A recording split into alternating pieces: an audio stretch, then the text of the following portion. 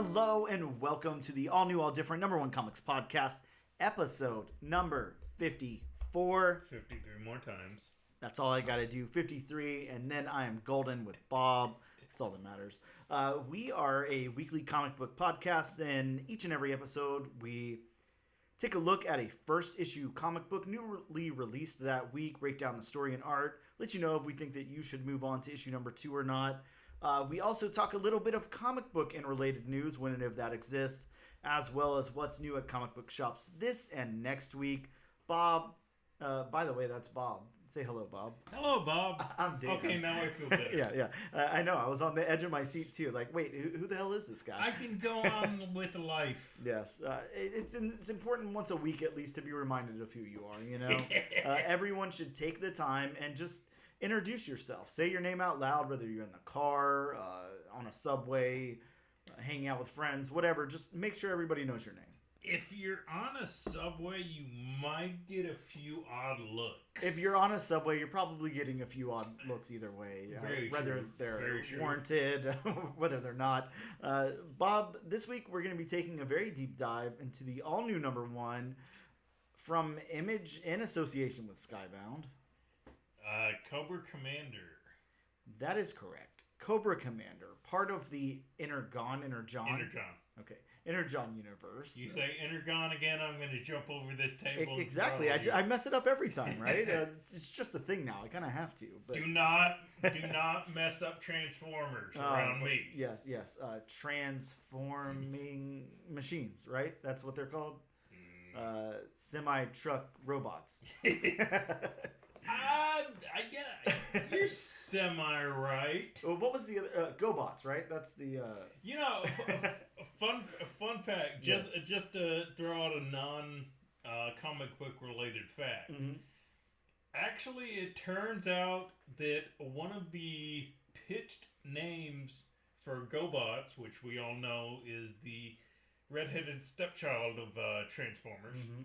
One of the pitch names for GoBots was Transformers. Oh, wow. And so they predate Transformers? Well, no, they one of the genius marketing executives at Tonka, who owned GoBots at the time, mm-hmm. thought that it would be too... What's the word I'm looking for? Not confusing, but... I guess that would be the right word to say. Too confusing mm-hmm. for people if it was actually called Transformers. Oh. So it's kind of like, you got toys that transform into robots, so what's confusing about that? It's right on the nose. They're Transformers, not... great question. I don't know. Very interesting. We're going to take a quick break, and we'll return in just a moment. Welcome back to the all-new, all-different number 1 comics podcast, episode number 54. 52. Yep, 52 more times to go. Bob, we're going to hit him with a little bit of news. Of course, as you know, news is very light. News has been very light lately. It's sad, but that's just what's happening. Yeah, and I mean, that's going to happen beginning of the year. Yeah, sure. So we don't have a lot of exciting news. Not really. I guess first off, Fox has announced that they're doing an animated Elfquest series. I know absolutely nothing about Elfquest. I read that piece of news and mm-hmm. I'm just like, what is Elfquest? I mean, I do know, Elfquest exists. I remember Marvel putting out like an Elfquest series at some point. I think Marvel did. I don't know. I could be wrong, but I could have sworn Marvel did. Maybe not. I'm not seeing any Marvel association here, but there's the first appearance of Elfquest was in 1977 in Fantasy Quarterly, which is a comic book by the publisher IPS, whatever the hell that is. Bob, that's like, on the high end, like a $500 book. So I don't know. I guess some people are really into that. Yeah. And then in 78, Warp Graphics put out a Elfquest magazine, which features a reprint of the first appearance there. And there's, I don't know. I mean, there's I know nothing about Elfquest. I assume it's like a big fantasy thing along the lines of I mean, every time I think of like anything with elves or fantasy things or whatever, I'm just thinking Dungeons and Dragons, Lord of the Rings, like, fantasy epic type of ordeal. So it's funny you mention that, because while you were, trying to explain Elfquest, yes. I went to the Elfquest Wikipedia page. Oh, okay. Oh, good call. Yeah, better than trying to explain something you don't know about. Yes. It's a comic book property created by Wendy and Richard Peeney in 1978. It is a fantasy story about a community of elves and other fictional species who struggle to survive and coexist on a primitive Earth-like planet with 2 moons. Oh, wow. Okay. So you were right about the fantasy aspect. Mm-hmm. And it sounds like they're on the planet Tatooine. Yeah, 2 moons there. Yeah, I guess the only thing it's missing is like some kind of big epic war or something. But who knows? Maybe it's got that in there too. I'm guessing there's a quest involved. Yeah, sure. You got to find the One Ring and destroy it or something. But wait a minute. Wait a second. Where? Yeah. That's I don't know. I don't know, Bob. That's really all I can say about it. It's an animated series. It says a drama series, an hour-long drama series. So is it gonna be? Is it gonna be basically Lord of the Rings on Amazon? Yeah, I guess so. Have you watched any of Lord of the Rings on Amazon? I haven't. Yeah. I have not. I've meant to, mm-hmm. and I haven't. I'm an Amazon Prime member, sure. So I can definitely watch it. Mm-hmm. But I haven't given it a shot. Yeah, some of those fantasy epics are so hard for me to get into. Now, I love the original, the Lord of the Rings from the early 2000s, like that trilogy there. I don't know if you call that the original trilogy. I'm not sure how that's supposed to be worded, but Star Wars, I want to always call everything an original trilogy. But yeah, I really liked that a lot. That was a lot of fun, but I don't know. I think if it was... I have a big problem with really investing in things now, not going to the theaters and everything. Like, it's so easy to get invested in something and really focus all of your attention on it and all of that when you're in a theater. Mm-hmm. And when those were coming out, I went to the theater to watch them and all of that. Now, like, sitting at home, streaming stuff on my own and everything, a lot of times it's very hard for me to, like, get invested. Now... like Echo coming out this past week, like I was very invested in that. I liked Echo a lot. That was really, really good and it held my attention. I've sat down a few times and tried to finish season 2 of What If, and I go in and out. Like, I can't get super into it. Now, there was that one episode with did you watch any of season 2 of What If? Oh yeah. Okay. With the original character, the like Native American character. I cannot remember that character. Ahori? Kahori. Oh, Kahori. Oh, okay.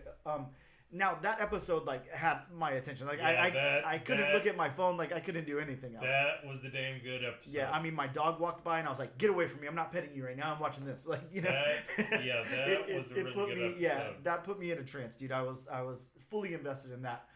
Some of the other ones, I really wanted to love the 1602, and it just dragged a little bit for me. I wasn't that into it. The Happy Hogan one, I'm sorry, I turned it off. I wasn't interested at all. But yeah, just I noticed that, going to the theater, I have such more buy-in, even for something that's not interesting. I remember right when the pandemic, right before it hit, I remember going to the theater with a friend.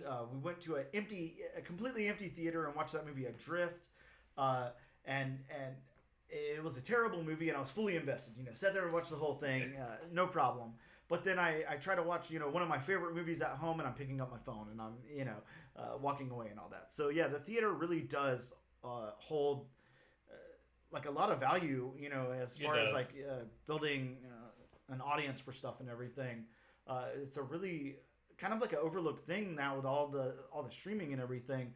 I'm sad that I'm going to be watching the Marvels at home versus in the theater, but, we kind of feel similar sometimes, just, packing into a crowded theater with COVID still going on and stuff just kind of scares me a little bit. So it's not something I'm super into. Well, unlike, you were just saying about streaming services when, you're on your own couch, mm-hmm. in your own house and all that. as opposed to in the theater where you're not supposed to look at your phone. Yep. Mm-hmm. You know, I mean, it's still comfortable seating. Yep. Or semi-comfortable seating. So, I mean, the only thing is you have to be in a room with a whole bunch of people. Yeah, I was actually. This is a tangent. We'll get over this and go to the rest of the news in just a second, which barely exists anyway, so you're not missing too much. But I went on a GoBot tangent. Yeah, sure. I was talking with a coworker yesterday, and we were talking about movies in the theater, ironically, and for some reason, it came up that the last Men in Black movie that came out, like I can't remember if it was a prequel or what. Men in Black International. I don't know. It had Chris Hemsworth. Yeah, and like a girl, that was a lady in it. I can't remember her name, but I think that was supposed to take place about the same time, maybe a little bit after. Mm-hmm. The originals. Of course, Tommy Lee Jones and Will Smith did not. Yeah, they weren't in that. I don't know. The reason I bring this up, like I have no recollection of what happened whatsoever. A good friend of mine got screener tickets for it, so we went to before the premiere and everything, and went and saw it. They did take our phones at that premiere, so we didn't have our phones with us.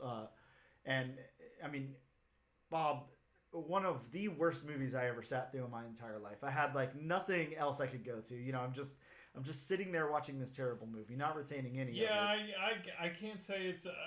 I mean, it's watchable. I can't say it's a great movie. I don't know. I mean, watchable for you, I guess, but I definitely didn't share that sentiment. But yeah, that's I guess all of the news I can say about Fox doing an Elfquest animated series.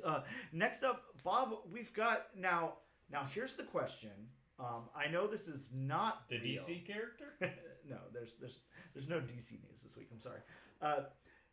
Star Spider is coming out in Edge of Spider-Verse #3 in April. It's a new character. They're going to flesh out the entire universe for Star Spider. Bob, are we finally getting a Star Wars Marvel crossover? Are we getting a superhero? Is Star Spider going to be a Star Wars Spider-Man? Could it happen? Please, Bob, tell me yes. That would be an epic character. That would be such a great character. Right? I mean, look, everything's right there. The writing's on the wall. Yeah. All you have to do is interject Spider-Man. You don't have to say anything about New York or the rest of the Marvel Universe or the 616 or anything like that. I guess this probably doesn't take place in the 616. Spider character that hails from a galaxy far, far away. Dude, just let him be web slinging out in space and then land on the Millennium Falcon, and then they pick him up, throw him in the ship, and he's Spider-Man's. He swings his lightsaber and webs come out. How cool! I'm telling you, Bob, we're full of pitches today. Yeah. Come at us, Marvel.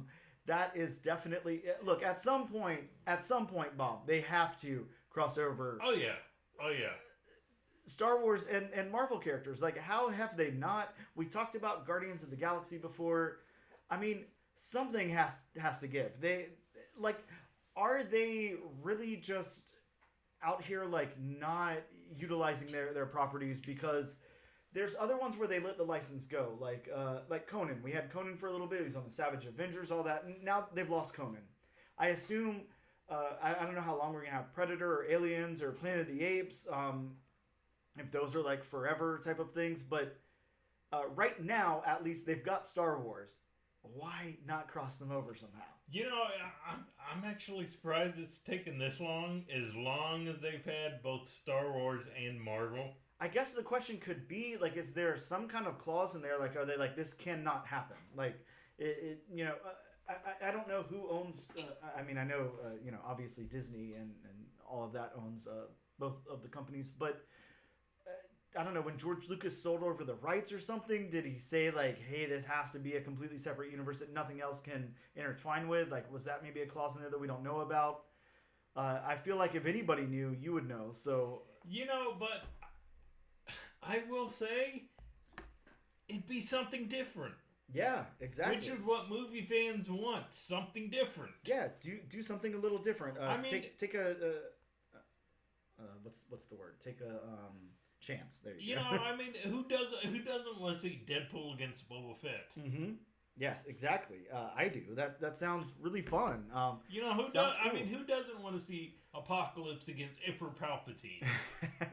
Very cool, right? I mean, really? Yeah, I think, I mean, obviously there's a way to do this, and we, now that I think of it, we're not even seeing like the crossover like in just covers or anything. We don't get that at all, which you do get.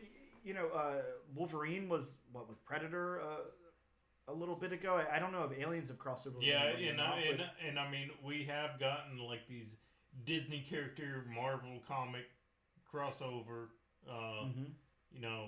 Covers that are going on. Yeah, sure. The ASM covers. Yeah. But I mean, we haven't gotten Star Wars crossing over into Marvel covers.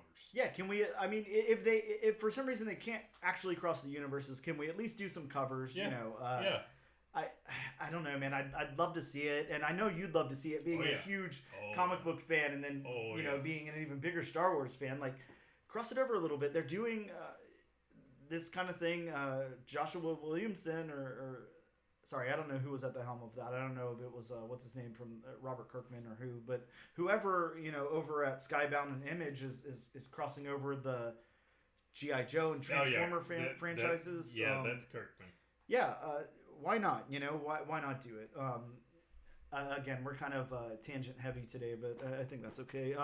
My last little bit of news is maybe crossover worthy. I don't know. Look. You're gonna have to. I'm gonna say my opinion in the head of this, but obviously have an open mind and tell me what you think this might be. So famously, Ryan Reynolds always likes to post crazy stuff on Instagram and stuff. Don't know if it's like little leaks or if he's trolling or what, but today Ryan Reynolds posted a set. Sorry, what are those chairs called, Bob? Like the chairs the director or the actors or whatever have like on set. It's got their name I just printed onto the back. Chairs. Okay, yeah, sure. Well, a picture of those chairs on a set, on a jungle set at that, and there's a Logan chair and then a Wade Wilson chair. And the font on those chairs is the Jurassic Park font. So my question is, I mean, I'm automatically thinking Savage Land. I think that's what a lot of people on the internet are thinking. Yeah. Are they introducing the Savage Land? Are they doing something else? Could there potentially be some Jurassic Park? Oh my God! Crossover for Dan's sake, please let it happen. Yeah, because look. If I haven't explained it before, that's my thing. If Bob's thing is Star Wars, my thing is Jurassic Park. I love everything Jurassic Park related. Yes, I love all of the newer movies too that people don't love that much. I love all the old Topps comics and everything. I'm a huge Jurassic Park fan, and as we can't tell by your Jurassic Park figures. Yeah, my little shrine on the wall there. Yes. Yeah, you're missing the candles. Yes, I know. We'll get those soon. Don't worry. That would be a great idea, like a little candle, like it's the amber with the mosquito in it. Oh, that'd be great. Somebody should come out with that. But yeah, what could be happening here? Is it that straightforward? Are they doing Savage Land? Is it just a little tease? Is it what could it be? Whatever it is, very exciting, very cool. Even if it's just a set photo and there's nothing more to it, still really cool. My only concern is would they make it too much Tarzan? Yeah, I guess so. Because, I mean, you think about it, Kazar is basically Tarzan. Yeah, sure.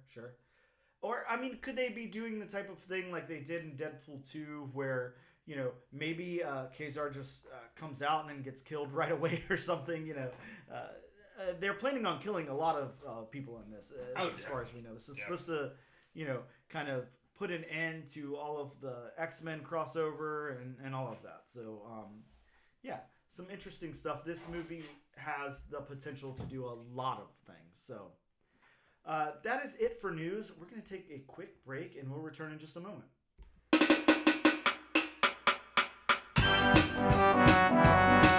it up. And we are back with episode number 54 of the all new, all different number one comics podcast. 51. I was so close to saying 49. I'm not sure why. I was know. like, wait a second. This is not episode 49. This is no. We've traveled back in time to re-record episode 49. We're a little bit past.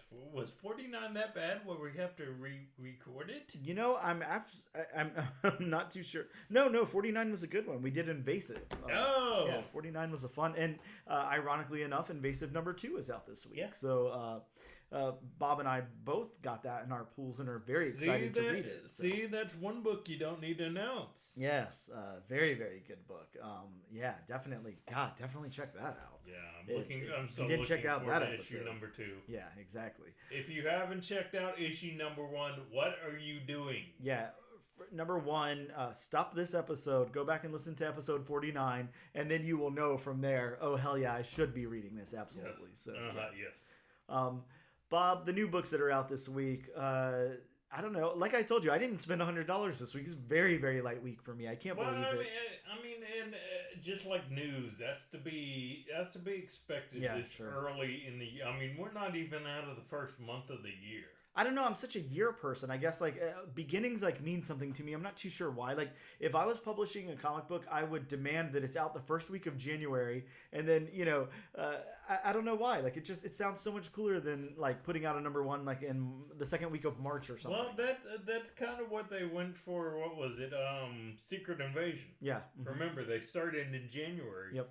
But then you had all the publication delays and pushbacks, and something that should have taken just the year took like a year and a half. Yeah, exactly. Yeah, lots of delays lately. From Marvel this week, we got Avengers Twilight, number 1. That's got the first appearance of a new Iron Man, and it's the first crossover of the Avengers and all of the Twilight characters from the movie Twilight. Edward, Jacob, Bella. Who else was in Twilight? I have no clue. I didn't watch the movies. All the Cullens. Bella's dad. Bella's mom is probably in there. That really bad CGI baby. Yeah, the CGI baby is definitely in. First appearance of the CGI baby. Absolutely. Really. Do they kill her right off the bat? No, that's the character that's going to kind of like lead the whole series. So yeah, you're definitely going to want your first appearance of the Twilight baby. What was that baby's name? It had like again, I don't know. I never didn't they like mix up the names and make it like Ed Bella or something? Like was that its name? I have a really good friend who loved those movies. I like them. I mean, I have to say, like I liked them. They were fun. My whole thing is vampires should not sparkle. I will go total. I went total Blade when that movie came out. Yeah. And I found out that those vampires sparkle. It's okay, well, there you go, Blade. Now think about this. If this were to happen, if Marvel did do a Twilight, a comic and cross it over into the universe, that wouldn't be a very long comic. But wouldn't it be nice to just have Blade ripping through everybody, and then you could. I don't remember exactly what happens when a werewolf attacks Blade, but you could mix it up a little bit. You could have some Team Jacob along with Werewolf by Night in there attacking Blade. It could be very cool. Marvel, get on this. What are you doing at this point? We pitched you like 3 series of this show that are all amazing. Yes. Man, I can't wait until we both have our own office at Marvel is all I'm saying. We'll be in the bullpen. Absolutely. Yeah, so anyways, Avengers Twilight, that's not doesn't have anything to do with Twilight, but Avengers Twilight is out this week. It shows our heroes like retired basically, and I mean, can an Avenger really retire?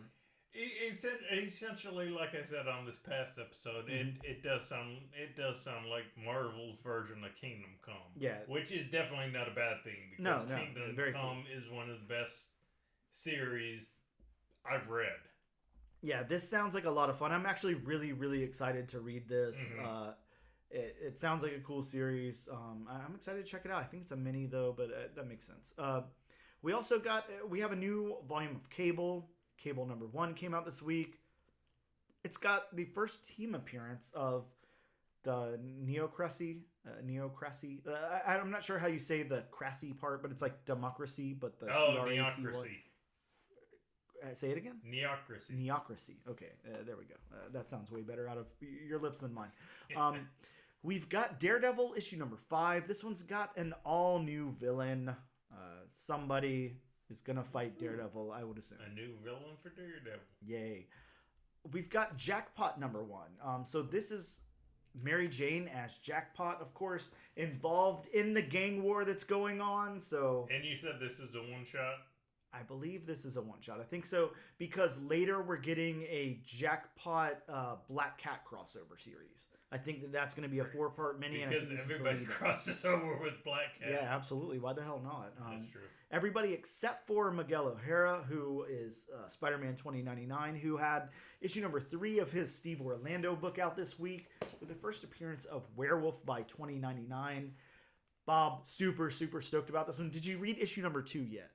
No, I have not. Man, issue number 2 was great. It was a lot of fun. I really liked it a lot. I can't wait to read issue number 3 here. It's going to be awesome. Steve Orlando freaking killing it. I did talk to Steve, and I don't have my notes in front of me, but Steve will be on a future episode. That is confirmed that he's going to come on to talk to us about this and some other projects he's got in the works. So really excited to have Steve Orlando on. And speaking of Steves, we have another guest later on this episode, Steve Ekstrom. And I probably pronounced his name completely wrong, but he'll correct me on that. But yeah, make sure you guys stick around for that interview that's coming up. But yeah, we've also got from IDW Comics, Sonic the Hedgehog, Fang the Hunter number 1. I don't know who the hell Fang the Hunter is. But he's, I don't know, or they've got a comic. From Image Comics, of course, we have the book we're talking about today, Cobra Commander number 1, but it also came with a spoiler 1 in 100 variant. I don't know. The spoiler, oh man, that's a nice looking cover. It looks great. I don't know what it's spoiling, but yeah, great looking cover. It does spoil, something in this book. Mm-hmm. Yeah, I'd have to look at it again. I guess off the top of my head, I'm not too sure what it was spoiling. But yeah, it looks great. And then we've got Colonized Zombies versus Aliens, a one-shot put out by Image. Bob, I didn't see this at our local shop. I don't know if they got any or what. I think it was like a $10 book, so maybe they didn't get too many and they sold out quickly. But, so it was an oversized one-shot? Yeah, I mean, that would have made my $100, though. So, shame on you, Gotham City Limit, for not getting enough copies for me to buy one, but whatever. If it even came out. Yeah, sure. From DC Comics, we got Hellblazer Dead in America number 1. The first one in an 8-part series, bringing back Hellblazer, John Constantine. I've been hearing really, really good stuff about this. Really good advance reviews and everything, so I can't wait to check that one out as well. Bob, we've got Superman 10, First Man from Yesterday, an Old West version of Clark Kent. Did you grab your copy? I did. I got the variant one where he's lifting up the old-timey train. Oh, nice. Yeah. Okay. Yeah, like the homage to Action 1. Very cool. Yeah. This will be cool. This series has been so good, as you know. Has been really awesome. If you dig back and check out our review of Superman number 1, you'll know what we're talking about. But yeah, it's already on issue number 10. I can't believe that. From Blood Moon, we got Haunted House: A Love Story. Now, I don't know if you remember when Haunted House: A Love Story issue number 1 came out. I don't think it was quite last month. It was probably longer than that. It was a few months ago. Yeah, it was a little while ago. It was really hard to find. Our local shop only got one, and they promised it to somebody else, so I didn't get that copy. But I did order a few online. Very, very good book. I was really excited to read issue number 2. But again, Bob, our local shop only ordered the 1 copy, so I did not get that. So I'm going to have to dig that one up online as well. Somewhere I'm going to have to, when I say dig it up online, I mean find a copy on eBay or something. I don't mean illegal pirating of a comic book that could be benefiting the writer. We're talking about a haunted house and you're talking about digging up. I mean, it writes itself. See, exactly. We're just pitching today. But yeah, issue number 2 came out. I'm really excited to read it. I really, really liked issue number 1. Really cool concept. So I'm going to have to find that somewhere and read that. We also got from Whatnot Publishing, Sean Gordon Murphy actually did a Zorro book, Zorro Man of the Dead. Looked really cool. I didn't actually pick up a copy of that, Bob. So I'm going to have to go back and probably find a copy of that later as well. But those are some of the books that came out this week. We're going to take a quick break. Then we're going to get to Cobra Commander.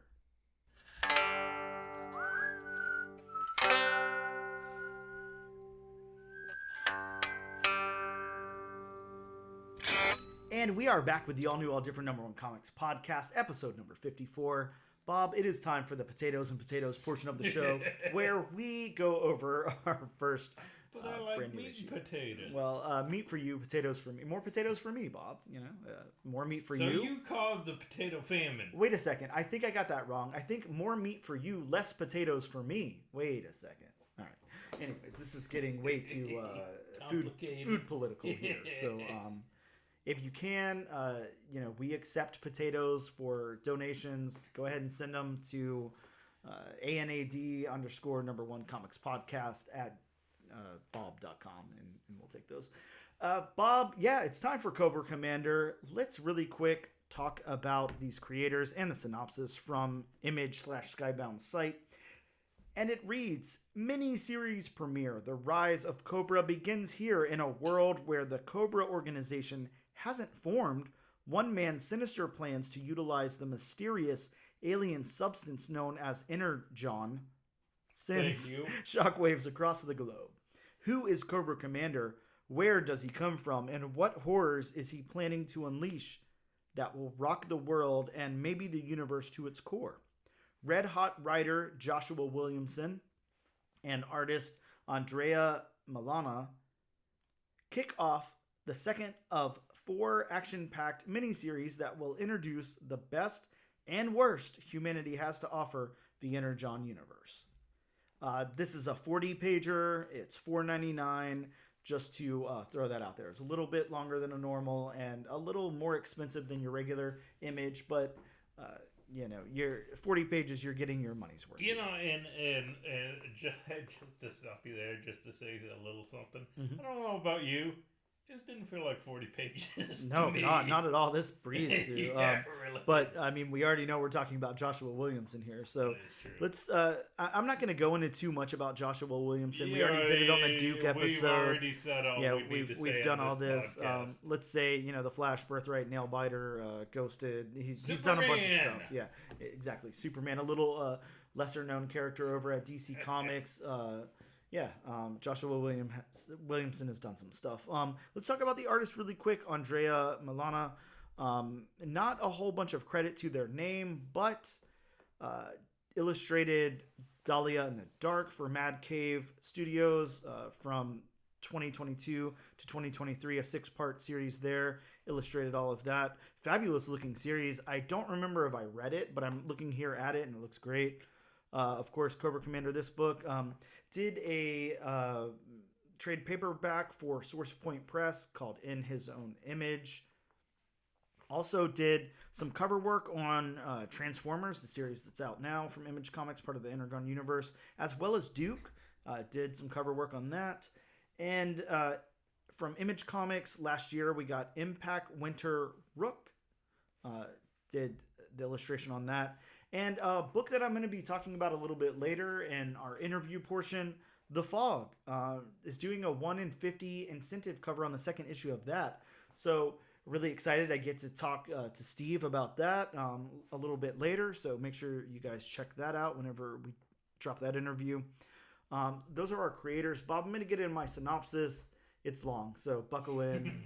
And watch me stumble, because we all know I know nothing about G.I. Joe. So some of this, I always expect your synopsises to be synopsi. Yeah, to be kind of lengthy. And if you need any help, that's why I'm here. Oh yeah, I'm gonna need help. So so let's just say Cobra Commander opens with the preview that we saw at the end of Duke number 1, mm-hmm. which is a super snowy pub in the mountains where Cobra walks in and demands a vehicle. He follows a man out and kills him, taking his snowmobile ? Is that a snowmobile? Is that okay? That's a snowmobile. Now, is that what Cobra normally drives? Is that like a callback to anything else, or no? Okay, it's just happens in this book. Okay. We then flash over to quote unquote before. whenever before is. But I like the ambiguous time. Like, it doesn't matter. We don't need a year or anything. Yeah. I like that. It's just before. Yeah, I like it because Joshua. Well, anyways, we'll get into our review a little bit after the synopsis. But yeah, before, and we see an alien, like a weird alien landscape. An explosion happens. Scientists inside of a structure are taken over by a mob, and they fear they'll be killed for what they've done. The leader then tells his men to kill whoever surrenders first as a warning to the others. And then somebody else comes out of nowhere and throws a bomb, badly injuring him. We then see the leader in some sort of medical facility with snakes biting him. And then he is summoned by his leaders. And he stands before the main leader. Sorry if this sounds... I don't know any of these people's names. And is told he's done something like super wrong. And the leaders kept him alive. The leader kept him alive so he could watch him die with his own eyes. Which, I mean, I have to say, that is brutal. Like, that's...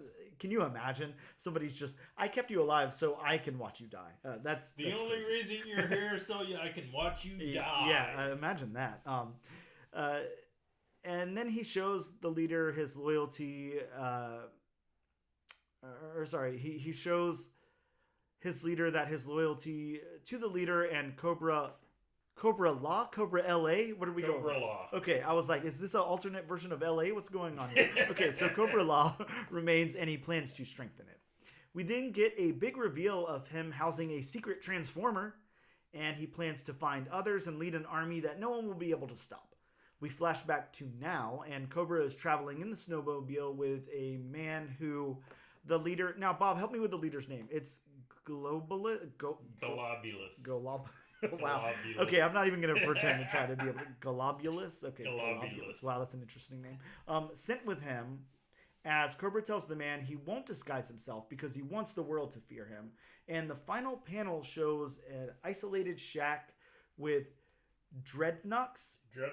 Okay, the Dreadnoks name and symbol on the door. Now, I assume this is probably like a huge reveal for whoever's really into either G.I. Joe or Transformers or whatever Dreadnoks come from.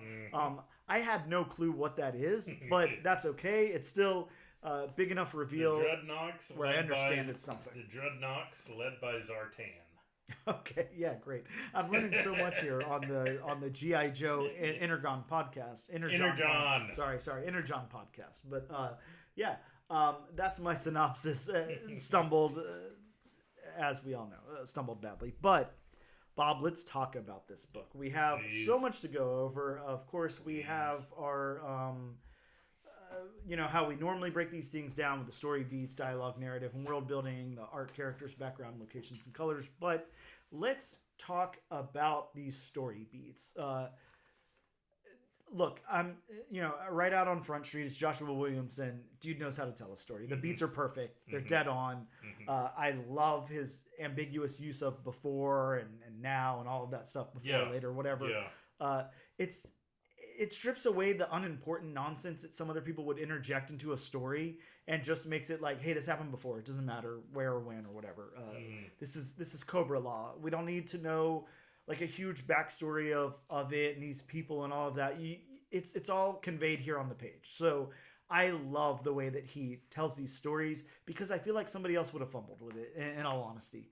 I think that, God, putting Joshua Williamson in charge of this, so wonderful that he's doing these these mini series that are introducing the G.I. Joes to the Energon Universe.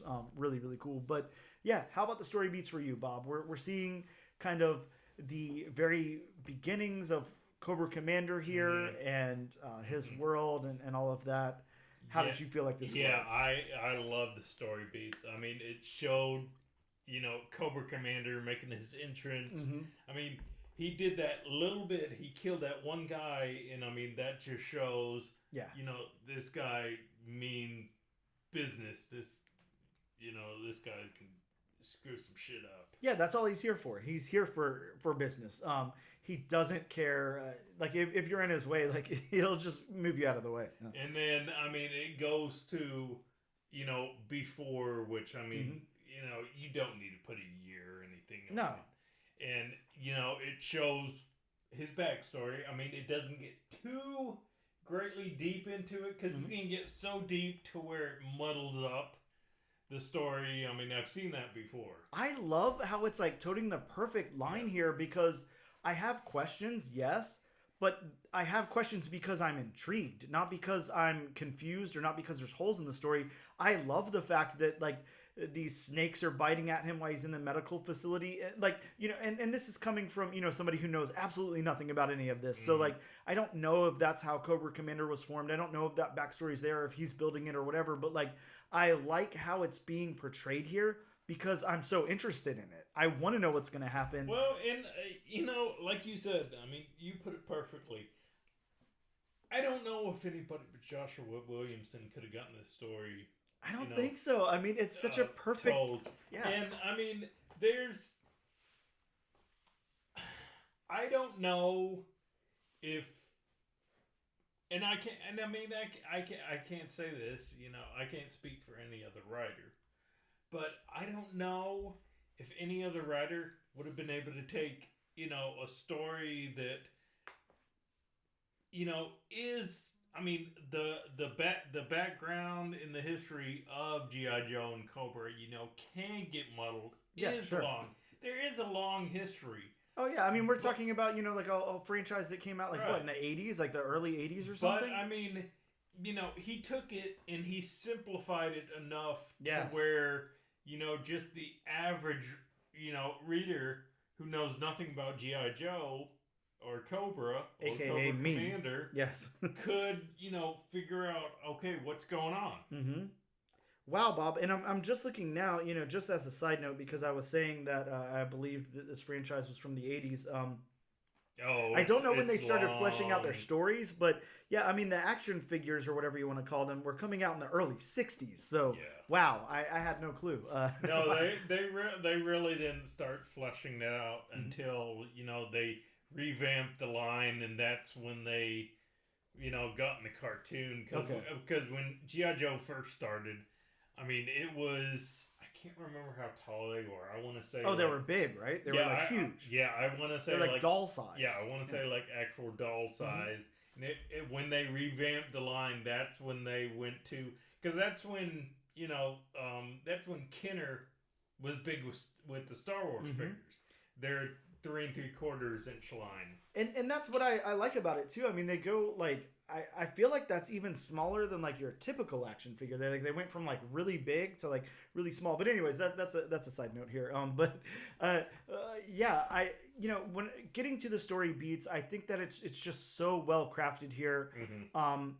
I think that there's a lot for people who are already really invested in G.I. Joe and really know a lot about it.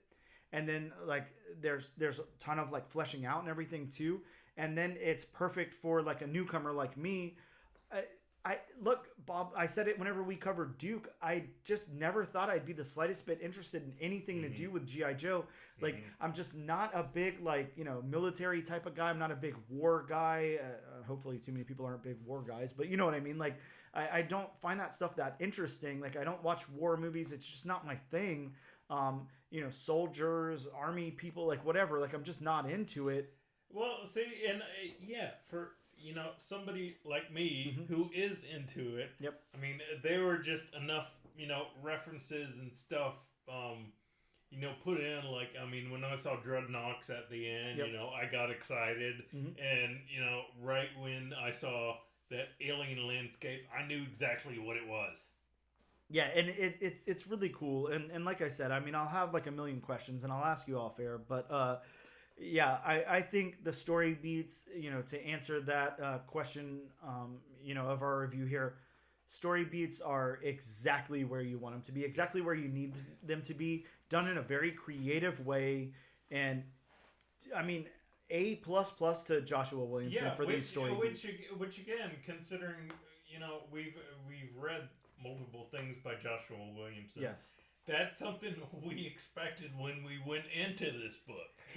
And we'll get into world building, of course, a little bit later in the review, but just, I feel like that's where his, strengths are, is that world building. Like, you put him on the first issue of something to introduce something, he does it in such a creative way because, you know, if I were writing a story, I would think I would need to put in more backstory than he's putting in. I would think I would need to put in more details for the reader or whatever. Like, he's like, no, you guys aren't stupid. Like, you will figure this out, and I will convey all the information to the artist that I trust, and they will tell that story visually. And he does that. And, like, I mean, I can't say enough praise about the way that he constructs this. I will say just on a side note, yeah, I would love for this to happen, but I mean, you know how much I love these comics. Mm-hmm. I would love Joshua Williamson to write for the Avengers. Oh God, yeah. I mean, anything. Like I feel like at this point, I'm not going to lie to you, Bob. He could make anything interesting enough for me to want to read. Like anything. Like he could take something that I don't care the slightest bit about. Yeah, give him a Joker book, dude. I'd be all in, and I really don't like that character. Yeah, give the guy anything, and I'm really liking these like franchise types of things, these licensed books that he's doing because it's stuff. You know, you gravitate towards certain things. It takes something that's pre-existing. Yeah. To where, you know, the longtime fans like myself will, you know what this is, what this is, what this is. Yes. But whereas the novice fans, you know, being you, will be able to pick it up right away without having to know the history or the backstory. Exactly, because he's fleshing it out here. He's doing that work. And just a phenomenal writer on this. Now, Bob, I'm not going to lie to you. Of course, while I'd like to see Joshua Williamson do everything in the entire world, I want to see like a Jurassic Park book from him. I think that would be the coolest thing ever. But what I really, really would like to see from him, and I don't know if this could ever be down the pipeline or anything. I hear that we're getting like a relaunch very soon. But I would like for him to take something that's like pretty complicated at this point that has been like a little hard for me to get into that I want to get into. Teenage Mutant Ninja Turtles. I think that he would knock that out of the park, and it would be the most interesting thing in the entire world. I'd love to see that. I mean, it would, you know, go along with, you know, some of the stuff he's been doing. Exactly. That licensed stuff. Yeah, like you said, licensed property. Yeah, man, I would love to see that.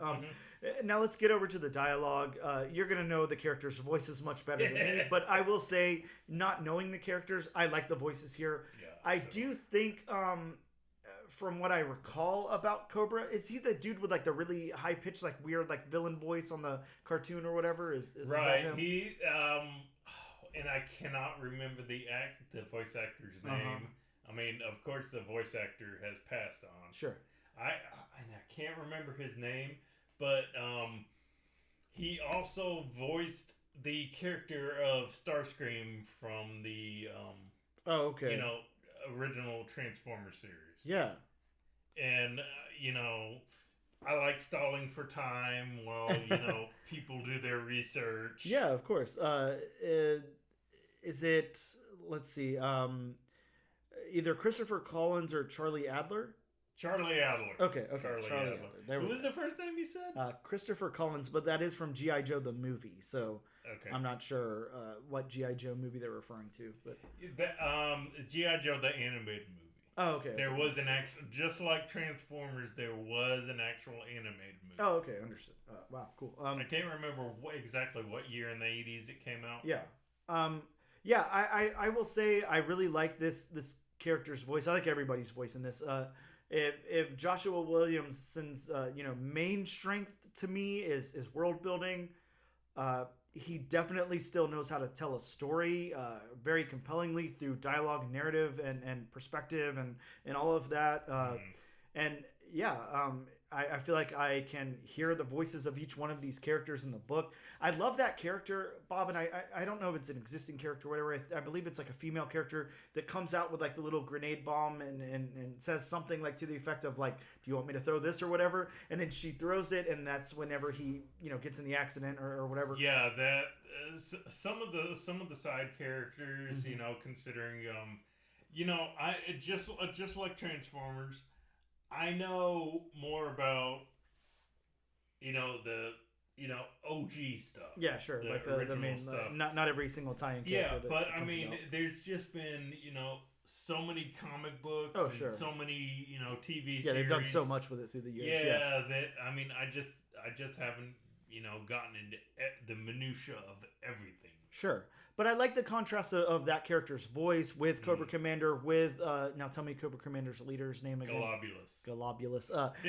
With a very, very stern voice there. And I think it could be hard. I think, dialogue and narratively, like, it could be very hard because you basically have, like, two big leaders here. You have, like, a supreme leader, and then you have a leader who's underneath him. Right. Then you have, like, the people that they're coming to get Cobra that are saying you're summoned, to go see that leader or whatever. So you have like a lot of people in these high lead positions. It could be very convoluted and you could end up with like the same voice over and over again. But no, Joshua Williamson and the artist here, really do a wonderful job of making these like very stern, very leader driven, very focused characters, but they're all individual. They're all very different. And I like the way that Cobra is able to kind of challenge Globulus while still remaining, underneath Globulus. Like, I think that's very, very... that's got to be a very hard thing to do. How do you convey that, through a comic book? But it's done. See, but I mean, he captures... By doing that, I mean, he captures the... attitude of Cobra Commander to a T, because Cobra Commander does have that underhandedness that I'm gonna bide my time, and I'm gonna say the right things and remain loyal to the right people. And then just like, I don't want to say just like a snake, but I mean, he's gonna pick the right time to strike.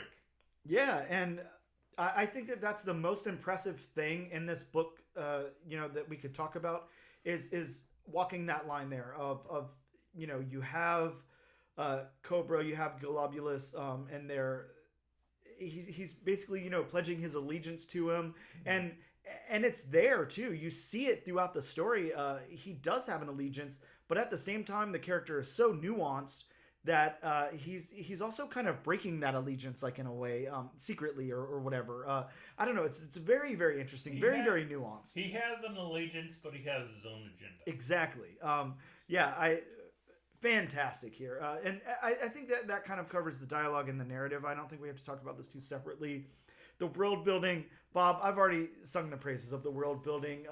That is Joshua Williamson's biggest strength, in my opinion, and probably one of the most important things you want to see in a comic book of this scope is like, this world. We need to be introduced to this world because we're building a whole franchise here. We're doing G.I. Joe and Transformers and crossing them over. And we need this world to be fleshed out because these are very big pre-existing franchises that, you've got to appeal to newcomers like me. But really, you've got to prove yourself to, hardcore veteran fans like Bob and others out there. You can't just have some guy like come in and just say, here's what's happened or whatever. Here, we're trying to appeal to a new audience, so we're not going to do anything for you guys who have been here for years or whatever. Like, this is the perfect way to do this, to build this world. I love it. I know nothing about Cobra Law, but now I do, There's enough old school, but there's enough new school. And I love this world. I don't know how prevalent Cobra Law is in the past material. I don't know if they fleshed that out in like older comics or cartoons or whatever. Well, I don't know if they continue to go back to it, but I just know as far as that movie I was talking about, it plays a big part in it. And is it similar to this world that we see in the comic here? Yes. Very cool. Yeah, I love it because it's the word is not techno-organic, but it's something. It's very, very organic in the way that it is. It's very interesting. I really like it. It kind of, at least to me, it kind of harkens back to like that Jack Kirby-esque Fourth World. Yeah, exactly. Look. Yeah, it's without totally ripping it off. Oh yeah, definitely not ripping it off. But I could see inspired. Yeah, definitely inspired. Let's get into the art then. We've talked so much about Joshua Williamson. We have said such nice things about the guy. And really, I think that you would be very, very hard pressed to try to find something bad to say about his work. Not gonna lie. Now, Bob, help me out with the name one more time. Andrea Milana. Andrea Milana. Sorry if I butchered your last name. I don't think you did. Let's get into the character art first and foremost. Bob, I want to let you lead. I kind of took over on the story there. I want to let you lead with the art. So tell me, like, you're a hardcore fan and you have been around, for a long time, a fan in this. Does this meet your expectations? It certainly does. Of course, with a character like Cobra Commander, of course, Cobra Commander is kind of harder as far as the character design because, I mean, even in the original series, you rarely ever saw his face. Yeah. Okay. So he's usually always masked, though. Right. He would either wear this, visor that he has, or he would wear just like a Baron Zemo style, like soft cloth. Now, Bob, is the point of that because we see him, unmasked when he's in the hospital bed before he puts it on and everything. It looks like he's got I'm not sure what that is, that yellow thing above his eye. Like, is that supposed to be another eye? Like, what is going on with that? What is that? So from what I recall, and mind you, this is what I recall. Yeah, sure. It's been a while. I have to go. Now that we're doing this book, I have to go back and find the original animated movie, and I would suggest to you doing the same thing. Oh yeah, I'd love to now. It's a fun watch, if nothing else. But so in the movie, he did get they did go back to Cobra Law, and early on they were throwing those bombs. Yes. Or those spores, which were created in a lab, and basically, they turned him back, or they turned him into a snake, so to speak. Oh wow! Okay. Yeah. So. And that's where his kind of name comes from, or whatever. Right, and that's why, when he's talking, he does have the lisp. I love the lisp. The snake tongue lisp. And one of the things that I like, one of the things that kind of caught me off guard that I'm not realizing until right this second, of course, we see the snakes in the book. Of course, a cobra is a snake and all of that. And you mentioned snakes earlier and everything else. I don't know why, but and his symbol is a cobra and all of that. I'm not I'm having not trouble, but I'm not thinking about it as it's going along that he's snake-like or whatever. Because all I can think of is there's another G.I. Joe named Snake Eyes, and that one's got snake in the title versus a type of snake. So I'm really thinking Snake Eyes. Totally different. Snake Eyes is the ninja. Okay. Wow. Okay. Well, this is going to be... I assume a Snake Eyes series will come out because he's a very important G.I. Joe character from what I recall. I'm assuming. He's definitely, if not the most popular one. Yeah. Really, really interesting. So, yeah, I'm going to say for the character art here, I love it. Really, really good. We already saw this in the preview, of course, so we kind of knew what to expect. But, yeah, throughout the book, done really, really well. I love how Cobra looks. I love how everyone looks in this. I love the regular human looks. And that's my biggest thing. Just as long as everybody has their own look and doesn't look like and they definitely copy. Do. Yeah, everybody looks great here. And one of the things that, I think it can maybe be a little divisive sometimes, whenever you're looking at art or whatever, especially in comics. This artist does do that thing where when it's not very, very important to show so much detail on the background characters, whenever they're not the main focus, they do leave off that detail. But it works so well for the style here. So I think, sometimes I see that kind of thing, and I think it's a little lazy, and I think we couldn't have squeezed a little bit more detail into this panel or whatever in other books. I think it really works with the style and with the tone of this book. So I'm going to give them, accolades for that because that's something, again, it's pretty divisive for me. A lot of times it's a turnoff for me. It's definitely not here. I think it's almost a strength here because it really strengthens what you're supposed to look at instead. It really works in a really, really cool way that that I don't recall seeing a lot of other places. So I like that a lot. The backgrounds, Bob, I don't know about you. I'm such a huge fan of snow. We talked about it in a previous episode. I can't remember which one it was, but there was snow going on somewhere, and we talked about the use of snow and how we, felt about it. Wonder Woman. Okay, yeah. I love. Oh, wow, sorry, I got a bad clip there. So sorry if that killed someone's ears. But I love the use of snow in comics. I love this use of snow. It looks very, very good. It's very ununiform. And it's only in the front half or whatever, but really, really cool. I like it a lot. I think it looks great. You're talking about snow. I love the contrast of the blood and the snow. Oh God, right? And then you get the Cobra logo, coming from the blood, and then you see the guy's dead hand. Oh yeah. Just amazing. Really, really good stuff. And, through the book, especially when we get into Cobra Law, the backgrounds in that, phenomenal. There's some really cool big panels. There's like a kind of a splash page that we get whenever Cobra's in that hospital bed there, and we're looking at these like organic backgrounds. They look so cool. It looks really, really nice. Then whenever we're supposed to be focused on the characters, we get, less detail in the background. Bob, I'm over to the splash in the middle of the book where we're introduced to the Transformer. Yep. Such a cool background there. Such a cool panel or page. A really great double page spread. And just so you have a name and don't do Transformers, that is Megatron. Oh, that's Megatron. That's okay. Megatron. Now, Megatron, a good Transformer, a bad Transformer? He's the leader of the Decepticons.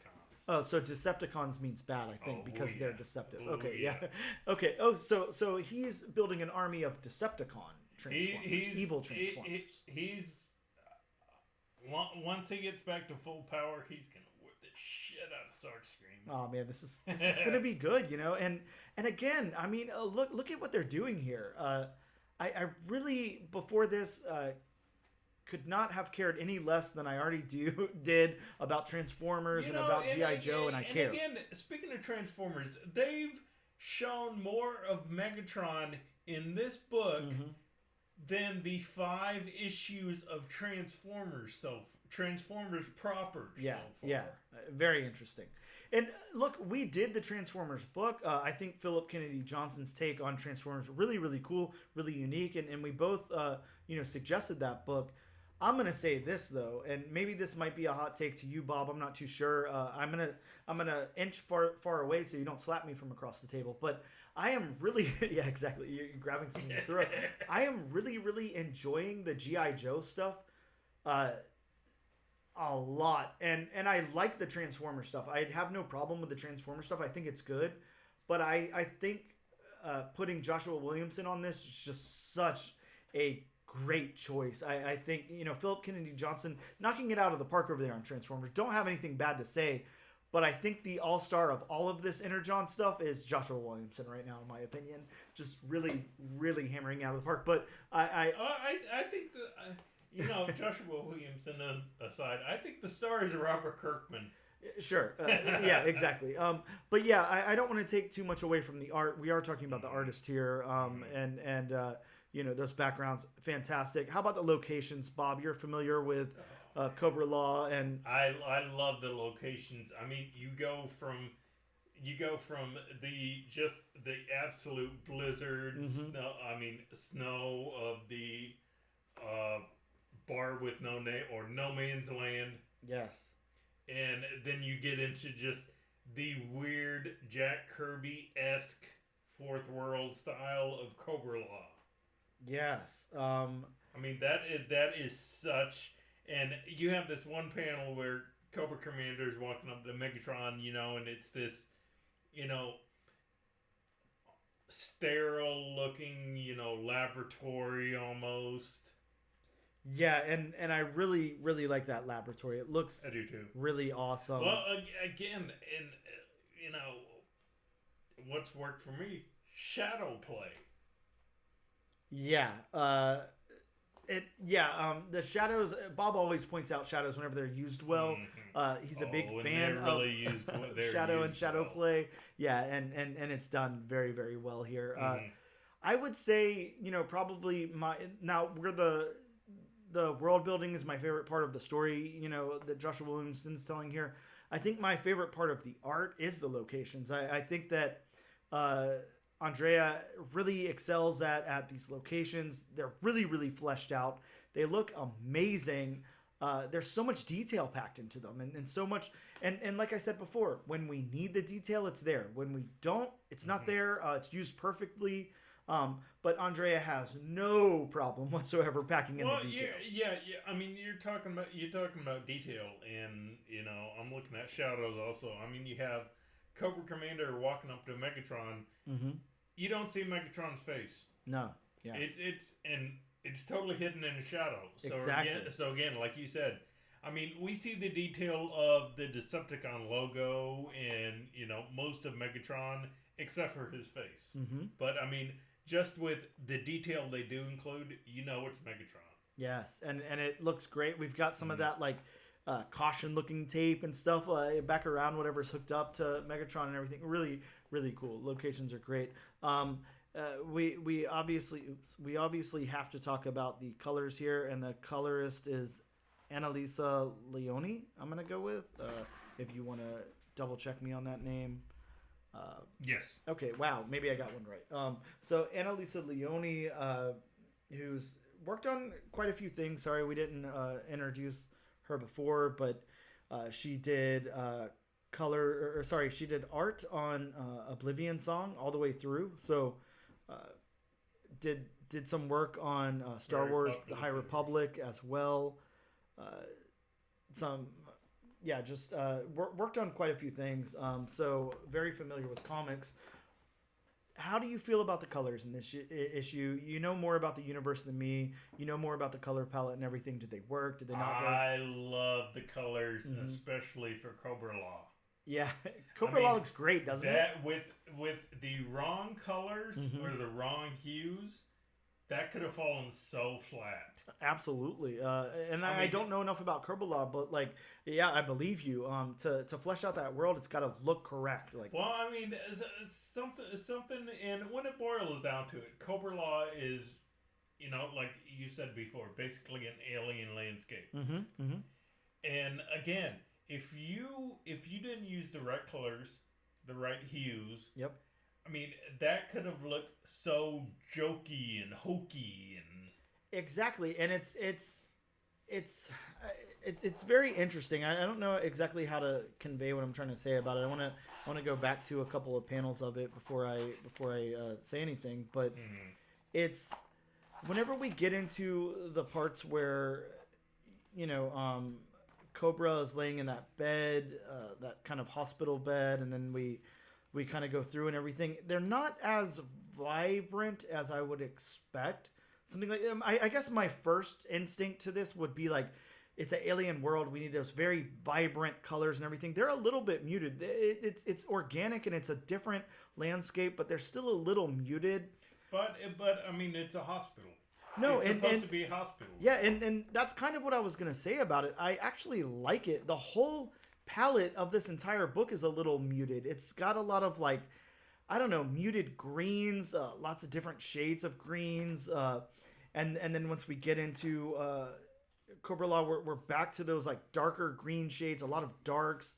We're not seeing the sun out and stuff like that a lot. We're kind of enclosed, and then we get into the oh gosh, what's his name? Maybe you can help me with his name again. The leader of Globulus. My God.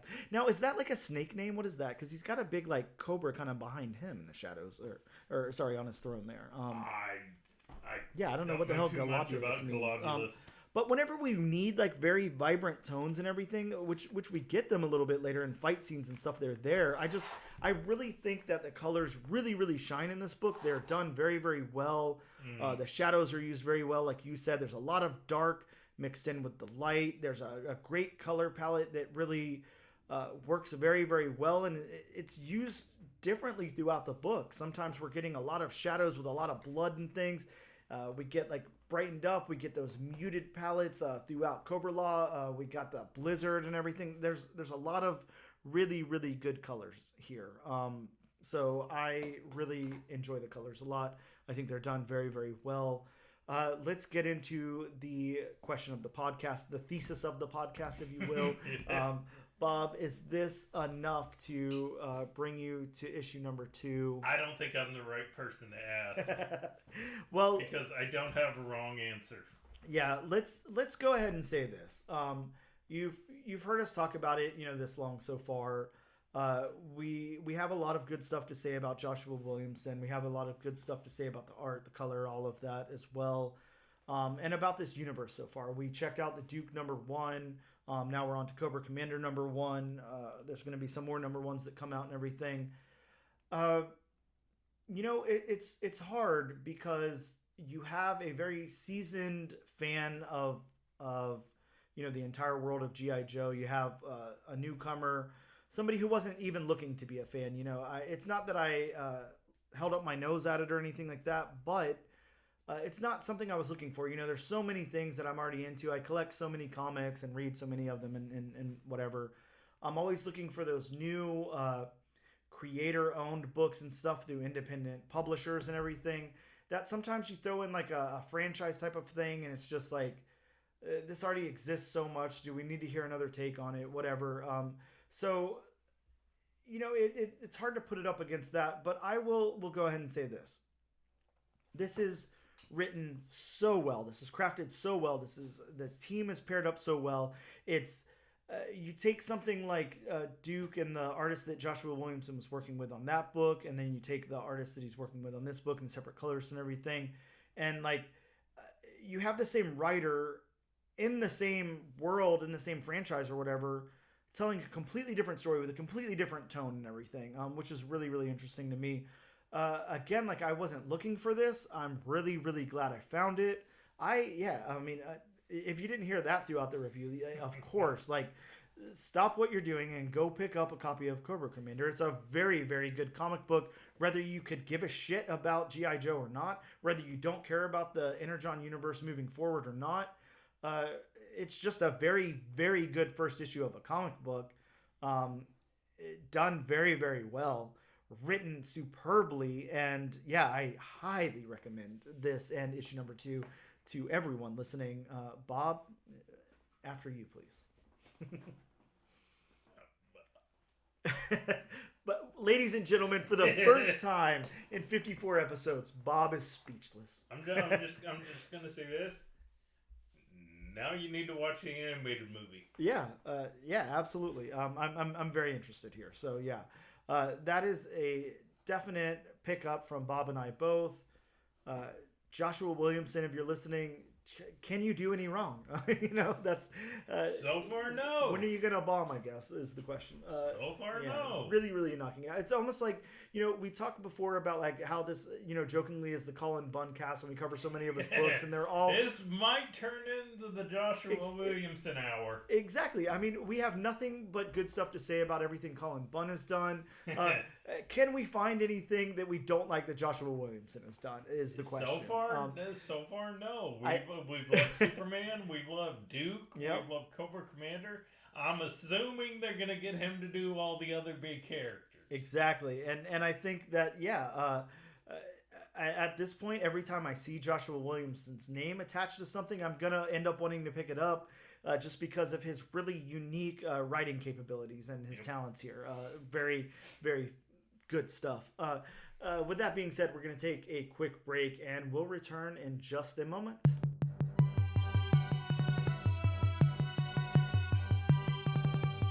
Hello and welcome to the All New, All Different #1 Comics Podcast. We are here with a very special creator interview. We've got Steve Ekstrom on the line. Steve, welcome to the All New, All Different #1 Comics Podcast. How the hell are you? Thanks, man. Thanks for having me. I'm great. It's just busy. I wear a couple of different hats while I'm making comics, so it's a lot. But you find something you like and you let it kill you.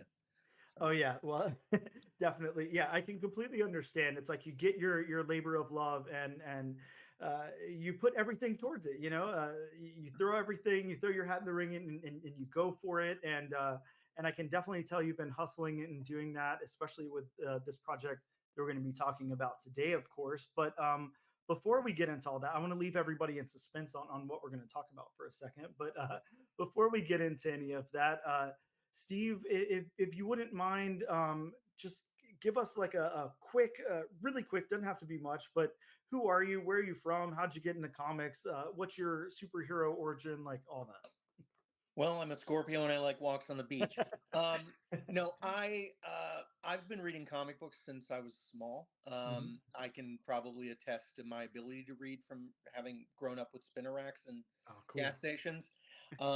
I kind of matriculated into a journalistic role at Newsarama and with Best Shots in 2006, 2007. And I kind of took off from there and started producing comics. I have a degree in creative writing from a small Southern university in South Georgia, um, and I had won a pretty big national poetry award at the age of 24, and I've just been kind of failing up and learning stuff, and smelling all the flowers and kind of doing my thing. And I worked for Newsarama for 6 years. I briefly worked at MTV Geek before their funding kind of Viacom kind of ended that. Yep. I launched a website with one of the former executive producers from MTV called Freak Sugar.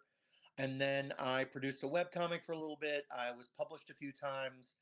And then I took the role of publisher and kickstarted a couple books on a small brand called Imminent Press.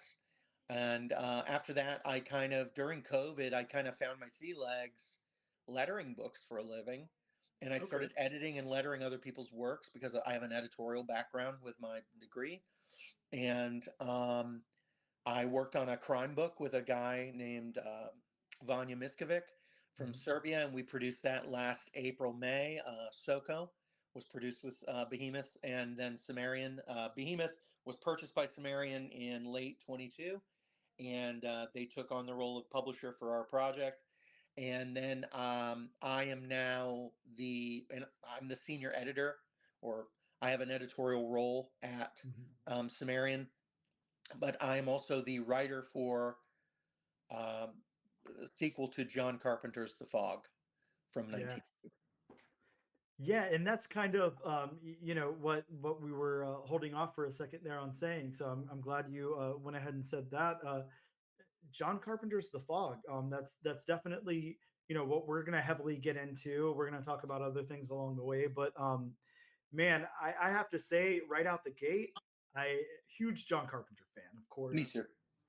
How could you not be? Like John Carpenter has produced some of the greatest, most innovative like sci-fi, horror slash sci-fi, of in recent memory that I can think of. John Carpenter, just phenomenal creator. And then on top of that, I like to think of myself as a musician too. I play in a couple of bands and everything, but when I hear like I am one of those people. I honestly sometimes just throw on John Carpenter soundtracks in my car, like and just drive. Like they're so good.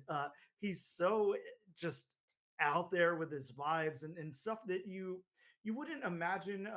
It almost seems like I'm trying to think of a good way to verbalize this, but like it almost seems like so lo-fi or whatever, so simple to recreate some of the stuff that he's doing.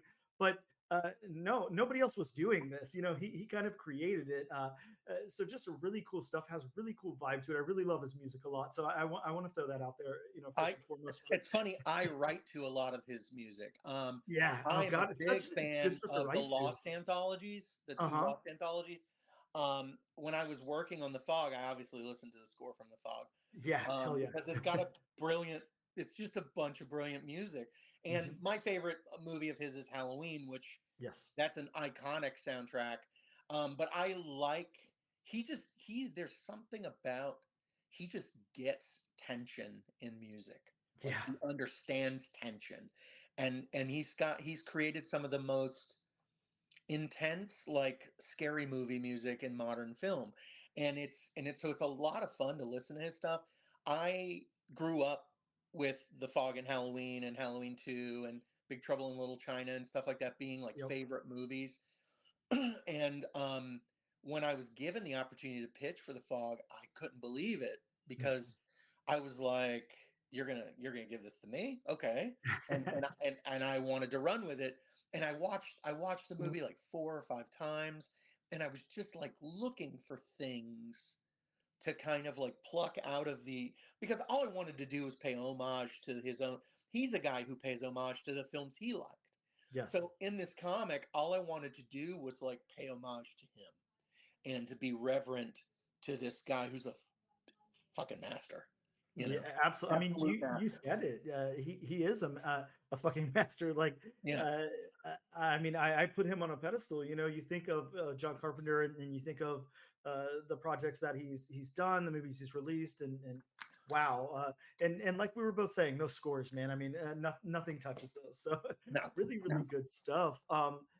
Now, you were talking about obviously Massive and Sumerian, like you know, kind of combining there to do this stuff.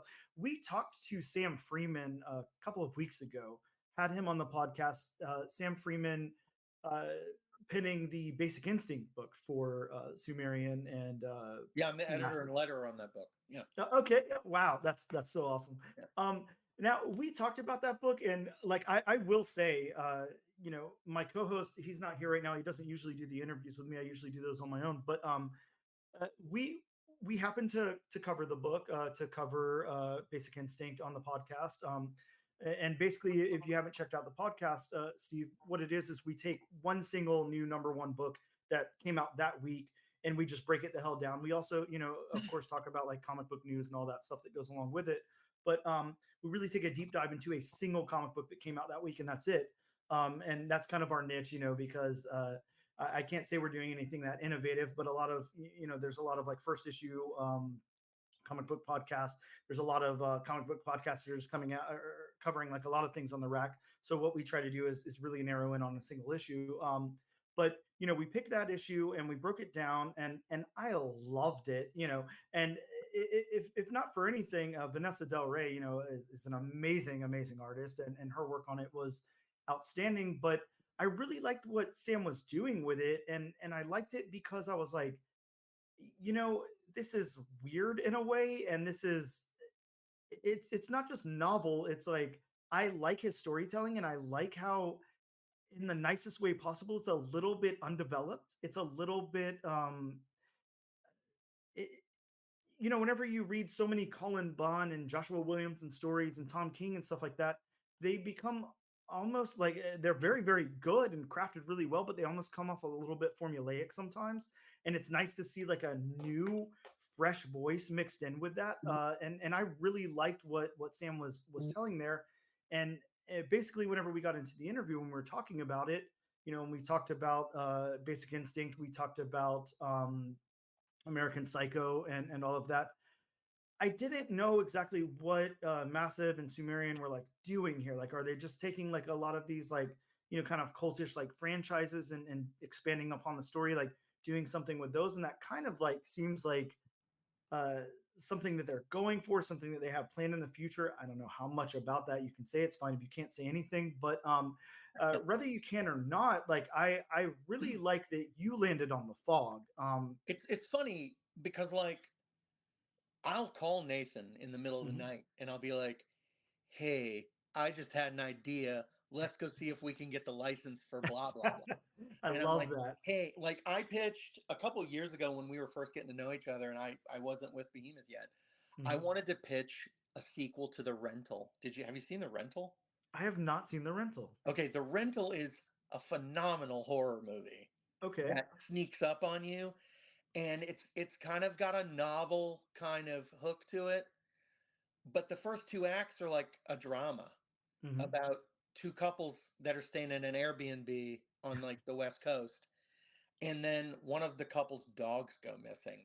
And as they're looking for the dog and the sun's starting to set, this dude in a rubber mask that kind of looks like the creepy old guy from the Six Flags commercials, like rises up out of the fog that's like starting to permeate the woods. And third act is just dead, dead, dead, dead, dead. And it's just brutal pacing. And you're just like, what the fuck is this? And you figure out that, spoiler alert, he's a serial killer who hangs out in Airbnbs waiting for the next people to come. Wow. And so he hides in a closet. They go to bed, pops out of the closet, kills them. And it's just wild. So I just went to Nathan. I was like, dude, did you watch the rental? He's like, yeah, I loved it. Okay, can I kill my fantasy football team? My fantasy football drafter friends, in a sequel where you have another set of people renting this thing. And I had went to this cabin in Helen, Georgia with my buddies from college, and it was just kind of idyllic, and it was like a perfect scenario. And we went as far as having like promotional art made. I had composites made of several of my friends from college, and it was gorgeous. Lorenzo Tometa was the artist. No, wait, who was it? I think yes, no. We had a guy that's I get these two guys mixed up because their names are very similar. Yeah, it was Lorenzo Tometa. He's working at Marvel now, and he was doing like samples for us. So we had like a 1-page sample, 2-page sample, and then composites of my friends, and we never heard back from the licensor. They just never responded. And it would have been so much fun. I pitched a Peaky Blinders project I was trying to get my friend Rob Goodridge, Rob G, who worked in comics for years, attached to it. We went to high school together. Huge fans of Peaky Blinders. And I wanted to tell all the stories that happened like before or in between seasons, stuff, connective tissue that didn't matter if we had it or not, but fans would love it. Perfect fan service. We kind of just target things that we like. Like I want to say that the owner of the company, Ash Avildsen, whose father is John Avildsen, Karate Kid, Rocky. Ash has made movies and television also, and he's kind of this Svengali of indie rock music. But like he wants to make things that are a touchstone for him too. And I want to say that he picked out a couple of really cool licenses. Basic Instinct was one that I was like, whoa, I never thought we could make a comic book like this. Or, the American Psycho one that we've made is, it turned a lot of heads. I think Michael Calero is really talented. Yeah. And I think it's like the perfect license for a cult following.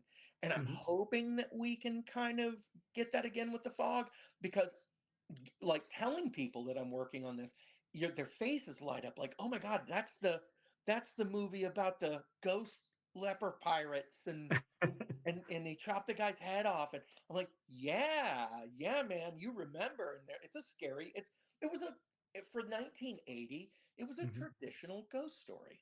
Oh yeah. And you had this kind of like really cool start to the movie with the old guy on the beach telling the little kids a scary campfire story. And it kind of gives you the tone, and then it comes to life. And like I just love the opening of that movie with like the gas station kind of being haunted and things going awry, and like something crashes, and the gas pump starts pumping its own gas, and it's just these little weird things that would be terrifying if you just were walking down the street at night and something bad happened. So I wanted, we're looking at licenses constantly. And we're also, the other cool thing that Sumerian does is they partner with bands on their label. Like we did the Concrete Jungle book with Bad Omens. And I'm the editor and letter on that. That was a fun book that we did with Noah Sebastian, Kevin Rodatelli, Nicola Izzo, really great artist. And it was a lot of fun, and it was punchy. And so you can kind of do all this really cool genre bending type work when you can access music, you can access film, and then you can kind of make your own way. We've got a lot of cool stuff in development that I can't really talk about. Sure. One of the projects that I've worked on, I can say this I don't think is terrible, involves the Smashing Pumpkins and like the music inspired by the Smashing Pumpkins. Man, that's amazing. I can't wait for that. And it just kind of came together because like Ash is friends with Billy Corgan. Ash came up with a tent pole. They handed it to me. I fleshed it out into a story. We scripted it out. We got an artist, a colorist, We're just kind of waiting for how we can stage it out and to get like final approvals. Licensing work and working with other people's IP is tough because you got to make sure that you're not selling tacos out of their hot dog stand. Yep. And you've got to do the right thing with the content, and they have to feel like they're respected in the content too. And I think that's highly important. Right now I'm working on another major, I would call it probably the most important rock documentary that's ever been made. And I can't really go beyond that, but I'm working on a piece of like period fiction that runs tandem to it. Wow. And so you're watching this documentary and all this stuff is happening and all these popular musicians are there. And I'm talking about a story about a cameraman who was working on it. And then I'm intertwining that guy and his girlfriend with the band in question. And so it's a lot of fun to take things like that and to have the challenge of working on projects that kind of push the limits of your creativity, but also pushes your limits within the boundaries of something that really exists or something that you might like. I mean, you just reacted to the Smashing Pumpkins thing. Yes, definitely. You know, you definitely want to read. That was a cornerstone band for me in high school, and they kind of represented to me kind of the weird outsiders. Yep. And it was like music meant for me, and it was so relatable when I was a kid. So there's lots of cool stuff that we do, and it's such a luxury to be able to work with licensed content that you like. So having things like The Fog handed to me, where I got to, turn this in, and I don't know the actual level of truth behind this, but I was told that Carpenter had a hand in looking at the proposals. So Wow. he has his own comic book company with his wife. They have their own brand. So to be told, hey, yours got picked, that means he had a hand in that. Yeah. Which is, that's like Willy Wonka gave me some candy. I'm a diabetic, so yeah, I'll still eat it. But like, hell yeah, having somebody you absolutely adore their work endorse your work, it's a huge feather in your cap. Oh yeah, I mean, it has to be such a good feeling too. A validating feeling and just wonderful. And to know that I'm talking to a guy here who is involved and that kind of thing. Now, when we initially made contact, we I'll let the cat out of the bag here. We talked through Instagram before, meeting up here on StreamYard and recording this, but uh, I didn't know your level of involvement. I of course wanted to figure that out here through the podcast and everything. But yeah, and you're right. Smashing Pumpkins for me also. Look, I'm 40 years old, so they were coming out at a time that was very influential for me. And I hate to say this, I always feel pretentious when I say this, so please excuse the pretension here because it definitely is going to be thick. But I love the Smashing Pumpkins a lot. They were a very important band to me as well, and that's kind of why my eyes lit up whenever you said that. I loved grunge music. I loved shoegazy type of music. I loved indie in that time as well. What was, I think at that point we were calling it college rock or whatever. But I loved all of that music, and the reason that I loved that music so much was because while most of my friends and everything were identifying with like Nirvana and things like that, I really couldn't get on board with that. It was a little too harsh for me, and I didn't love it. Not that I hated Nirvana or anything. I just wasn't the hugest fan. But hearing the Smashing Pumpkins, hearing the Screaming Trees, stuff like that had a little bit of a more melodic edge to it, really kind of brought me into that kind of music and kind of shaped who I became later in life. So to hear that you're working on that is phenomenal. Yeah, no, I'm 47. I remember being in the ninth grade and getting Nevermind, and and being in like my junior high school and getting a copy of Siamese Dream and listening to Gish with my best friend Oh yeah. in like 1992, 93, and being introduced to the Smashing Pumpkins. And but yeah, I think you're absolutely right. College band music, college music, grunge. There were like Nirvana was certainly toward the avant-garde with their stuff. Lyrically, it was a lot grittier. They really messed with sound in a way that other bands did not. Yes. And Kurt Cobain was a creative genius, and it was really unfortunate to have him end his life or, at such a young age before we could see what this guy could do, as he matured. Because Oh you yeah. can look at certain musicians and they almost transform over time. Like, Hmm. I think one of the best people to look at is somebody like Elton John, who Yeah. kind of was campy and a cartoon character, and he kind of transformed himself multiple times. Madonna did the same thing. You can Hmm. look at these larger than life people that have these, prolific careers, and it's all about just like transforming. And I think comics has that too. I think that there is definitely, you can look at project, like major big two books, and look at the changes that Batman has gone through since the late 60s, early 70s, Yep. or like the X-Men, you know.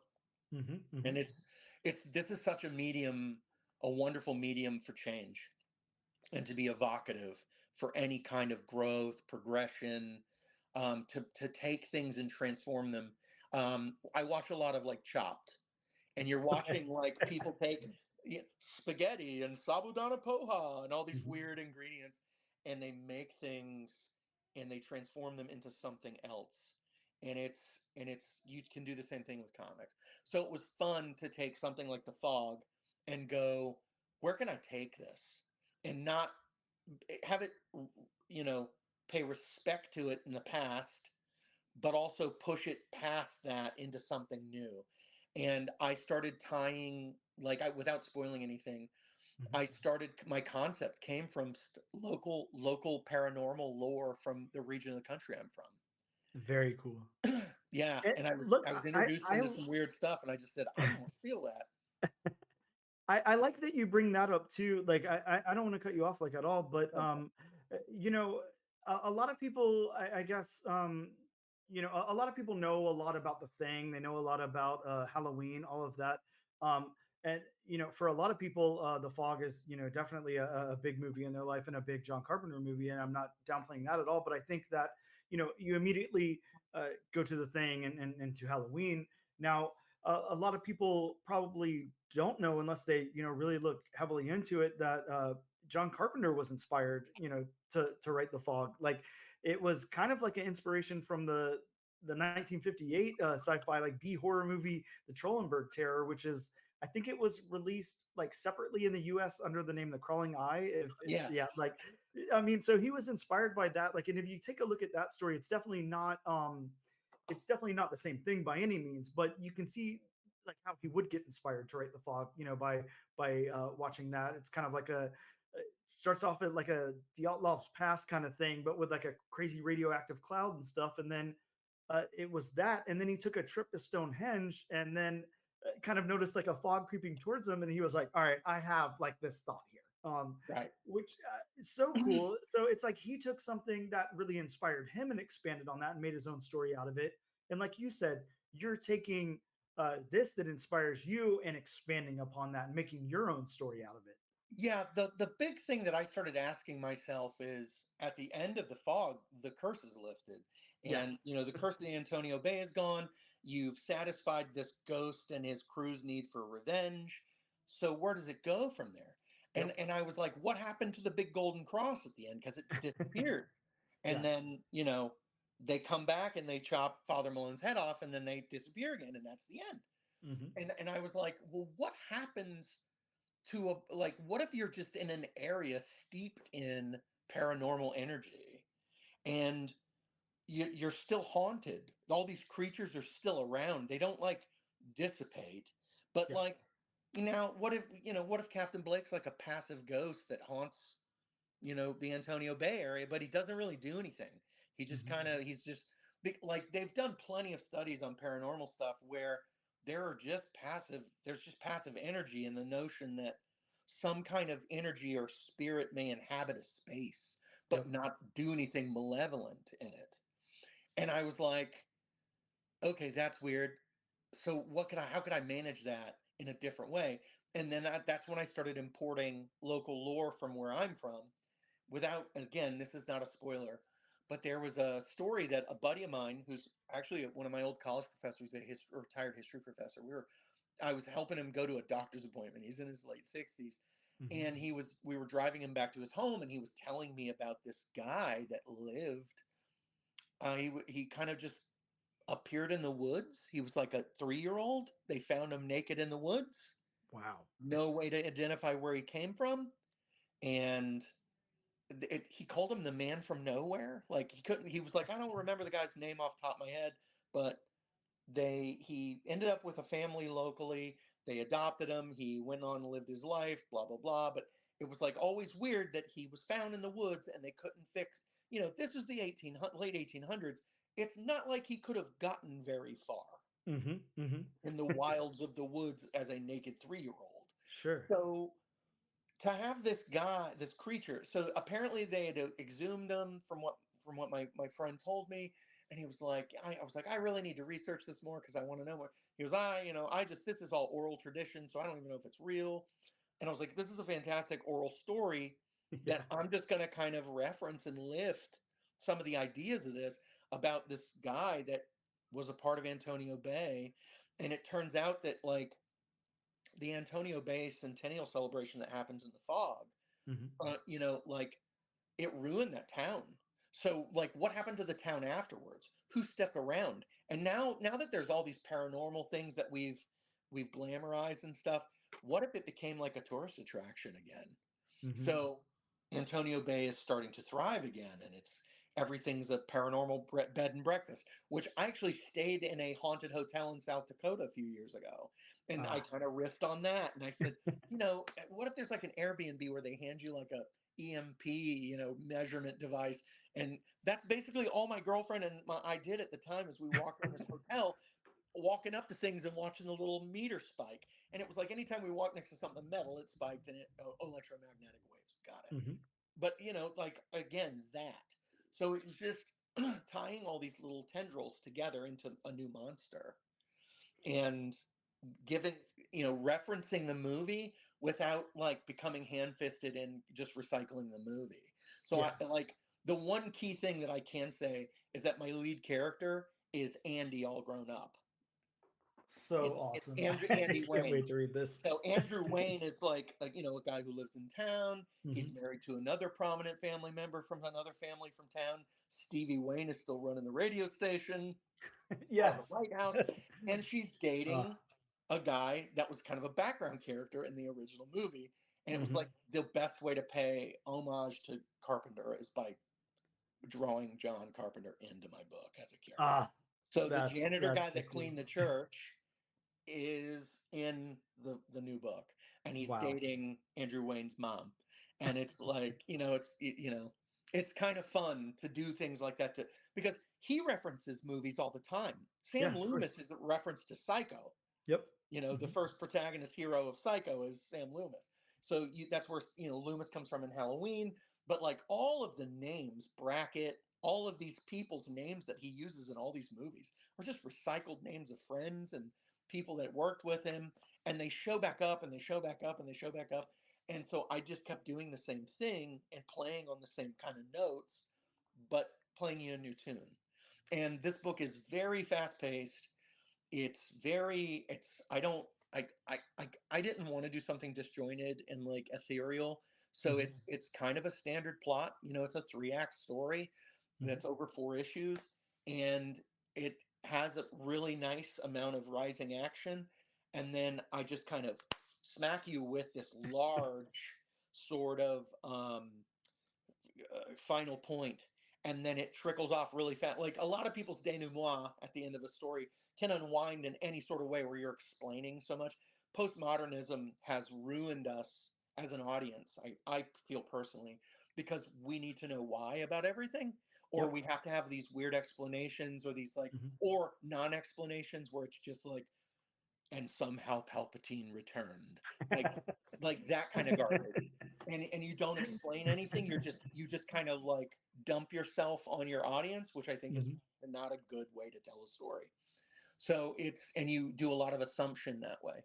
So this is a pretty cut and dry, like, linear story, but it's because I really hope that it sells well enough so I can do more.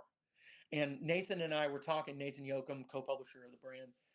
He was like, yeah, if we can do this again, if you got 4 more in you, hopefully we can do it. And so I leave it on a really wide open end, kind of like the way that the original movie ended, where you have the ghosts turn back up and come collect their due. And I'm and not that saying there's ending. a headless Father Malone in my story, but there might be a headless Father Malone in my story. But you're not saying that there. No, not. Yeah, I'm with you, and that's one of the things that makes that movie so important to me, and really makes it kind of stand out as like something very different. Is that ending? Is that okay? This is finalized. It's wrapped up. No, it's not. We're coming in for that second hit for and then it ends. And you're right. A lot of material that comes out nowadays is it's almost like they're scared to trust the audience. We've learned that derivative nostalgia is safe. Yeah. We've learned that brands that have recognizability and time honored, banknotes are safe. So there isn't a lot of new anything. Yeah. And you have this a lot of iterations of iterations of iterations, and we've been banking on that now for 10-15 years. It's really weird. I'm 47. I started buying my own comic books with my own allowance when I was like 7-8, and I was buying my first two big comics when I was getting my hard-earned money was Transformers and GI Joe, because I was part of that marketing monster. And now I'm 47. I just drove to a comic book store and I bought Transformers and GI Joe, and that's pretty much the only books I buy. Well, you'll be happy to know that your interview is included on the Cobra Commander episode of the podcast. So, yeah. I'm a Destro guy, but that's rad. Fair enough. Yeah. Yeah, and and I was gonna kind of relate it to that actually. Like you were saying, or kind of like the thought that I was pulling out of what you were saying there. A lot of times we're scared to trust the audience to make things subtle, to let your imagination wander a little bit, to let you as the audience do a little bit of world building yourself. We slam it down their throats. We have to have so much explanation, so much exposition, so much explaining going on. Now, take the book that we covered today, which was Cobra Commander from Joshua Williamson over there at Skybound and Image. And uh, I mean, I'm not a huge like GI Joe or Transformers guy. Now we've covered Transformers #1 by Philip Kennedy Johnson. We've covered for Duke, and now we've done Cobra Commander. Some of my favorite books that we've done in recent memory, just so well done. And this comes from somebody with no knowledge of Transformers or GI Joe beforehand, and it's just because of those storytellers, what they're able to do there with their dialogue and with the artists and everything, and just just some outstanding stuff. So much of comic books is the world building is already there for you. Yes. So as long as you've got an artist that can draw buildings and cars and horses and trees, there's a wealth of material. So character driven stories are so much more important. It's really hard to tell a story if you don't know anything about your lead. You don't know anything about your antagonist. You don't understand their place in their own world. So, and I think that that's part and parcel, again, part of postmodernism and how it's infected media, is that we have to kind of like barrel through it. And I think that we have to start to find our way to these character driven stories again. I just bought Cobra Commander and Duke. Like, I'm a collector too, so I've been like buying the ratio variants. Then I'll drive to the store that's like 30 minutes from my house that's near my gym, and I'll go buy a few comics and then read them. And so I've got a bag out in the living room that's got Transformers #4, GI Joe 303, which just came out today, Cobra Commander #1, and Duke #1. And I'm going to read them all tonight. And I already know enough from going on websites and talking to people on the web. I don't care about spoilers. I get in a lot of trouble because I'm like a spoiler proof person. Because for me, I don't care about the surprise. I care about the execution. Yep. And it's like, I expect surprises. I hope you're trying to surprise me in a book. So therefore, spoilers aren't important to me, like the hook of something. I really want to know if your hook's developed. And that's probably the editor in me thinking about how stories are told, and the creator in me, the craftsman in me, when I'm like, how did you construct your story? Because if point A and point B, you can't get to it from what you've created, why am I spending my hard-earned money on your story if you can't even land your plane?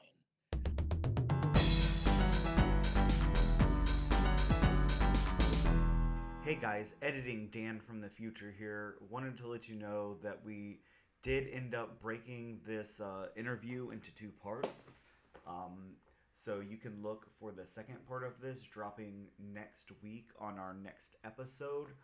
But I did want to make sure that I included this information in the breakup here, that the Fog #1 is going to be out from Sumerian and Massive. The release date is February 28th, 2024. The FOC for this book is January 28th. So make sure you get your orders into your local comic book shop before that. Let them know that you're interested in picking up a copy. And also, yeah, you can check Steve out on X. He's at Steve_Ekstrom. That's EKSTROM. And on Instagram at Steve.Ekstrom. You can also go back and pick up Steve's previous book, Soko, out from Sumerian. All of this will be in the show notes, and it will all be repeated again on the next episode, but just wanted to make sure you guys knew that information. Very, very important. Make sure you reach out to your local comic book shop and let them know that you do want a copy of The Fog in your pool. Very, very important. So make sure you guys get that. Thank you so much, and back to the episode.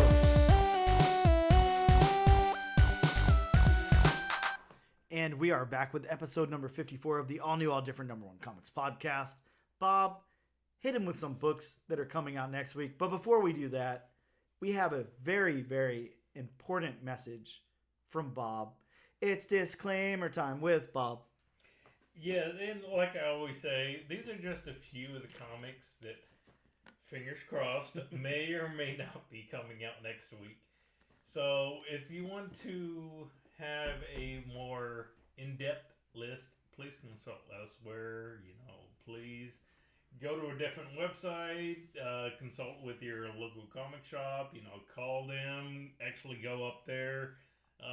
Wait a second, are you saying to visit a local comic book shop in person, Yeah. Bob? Yeah. That sounds a little risky. I know everybody likes the internet and online kind of stuff, but sometimes it's nice to actually get out of the house and interact with people.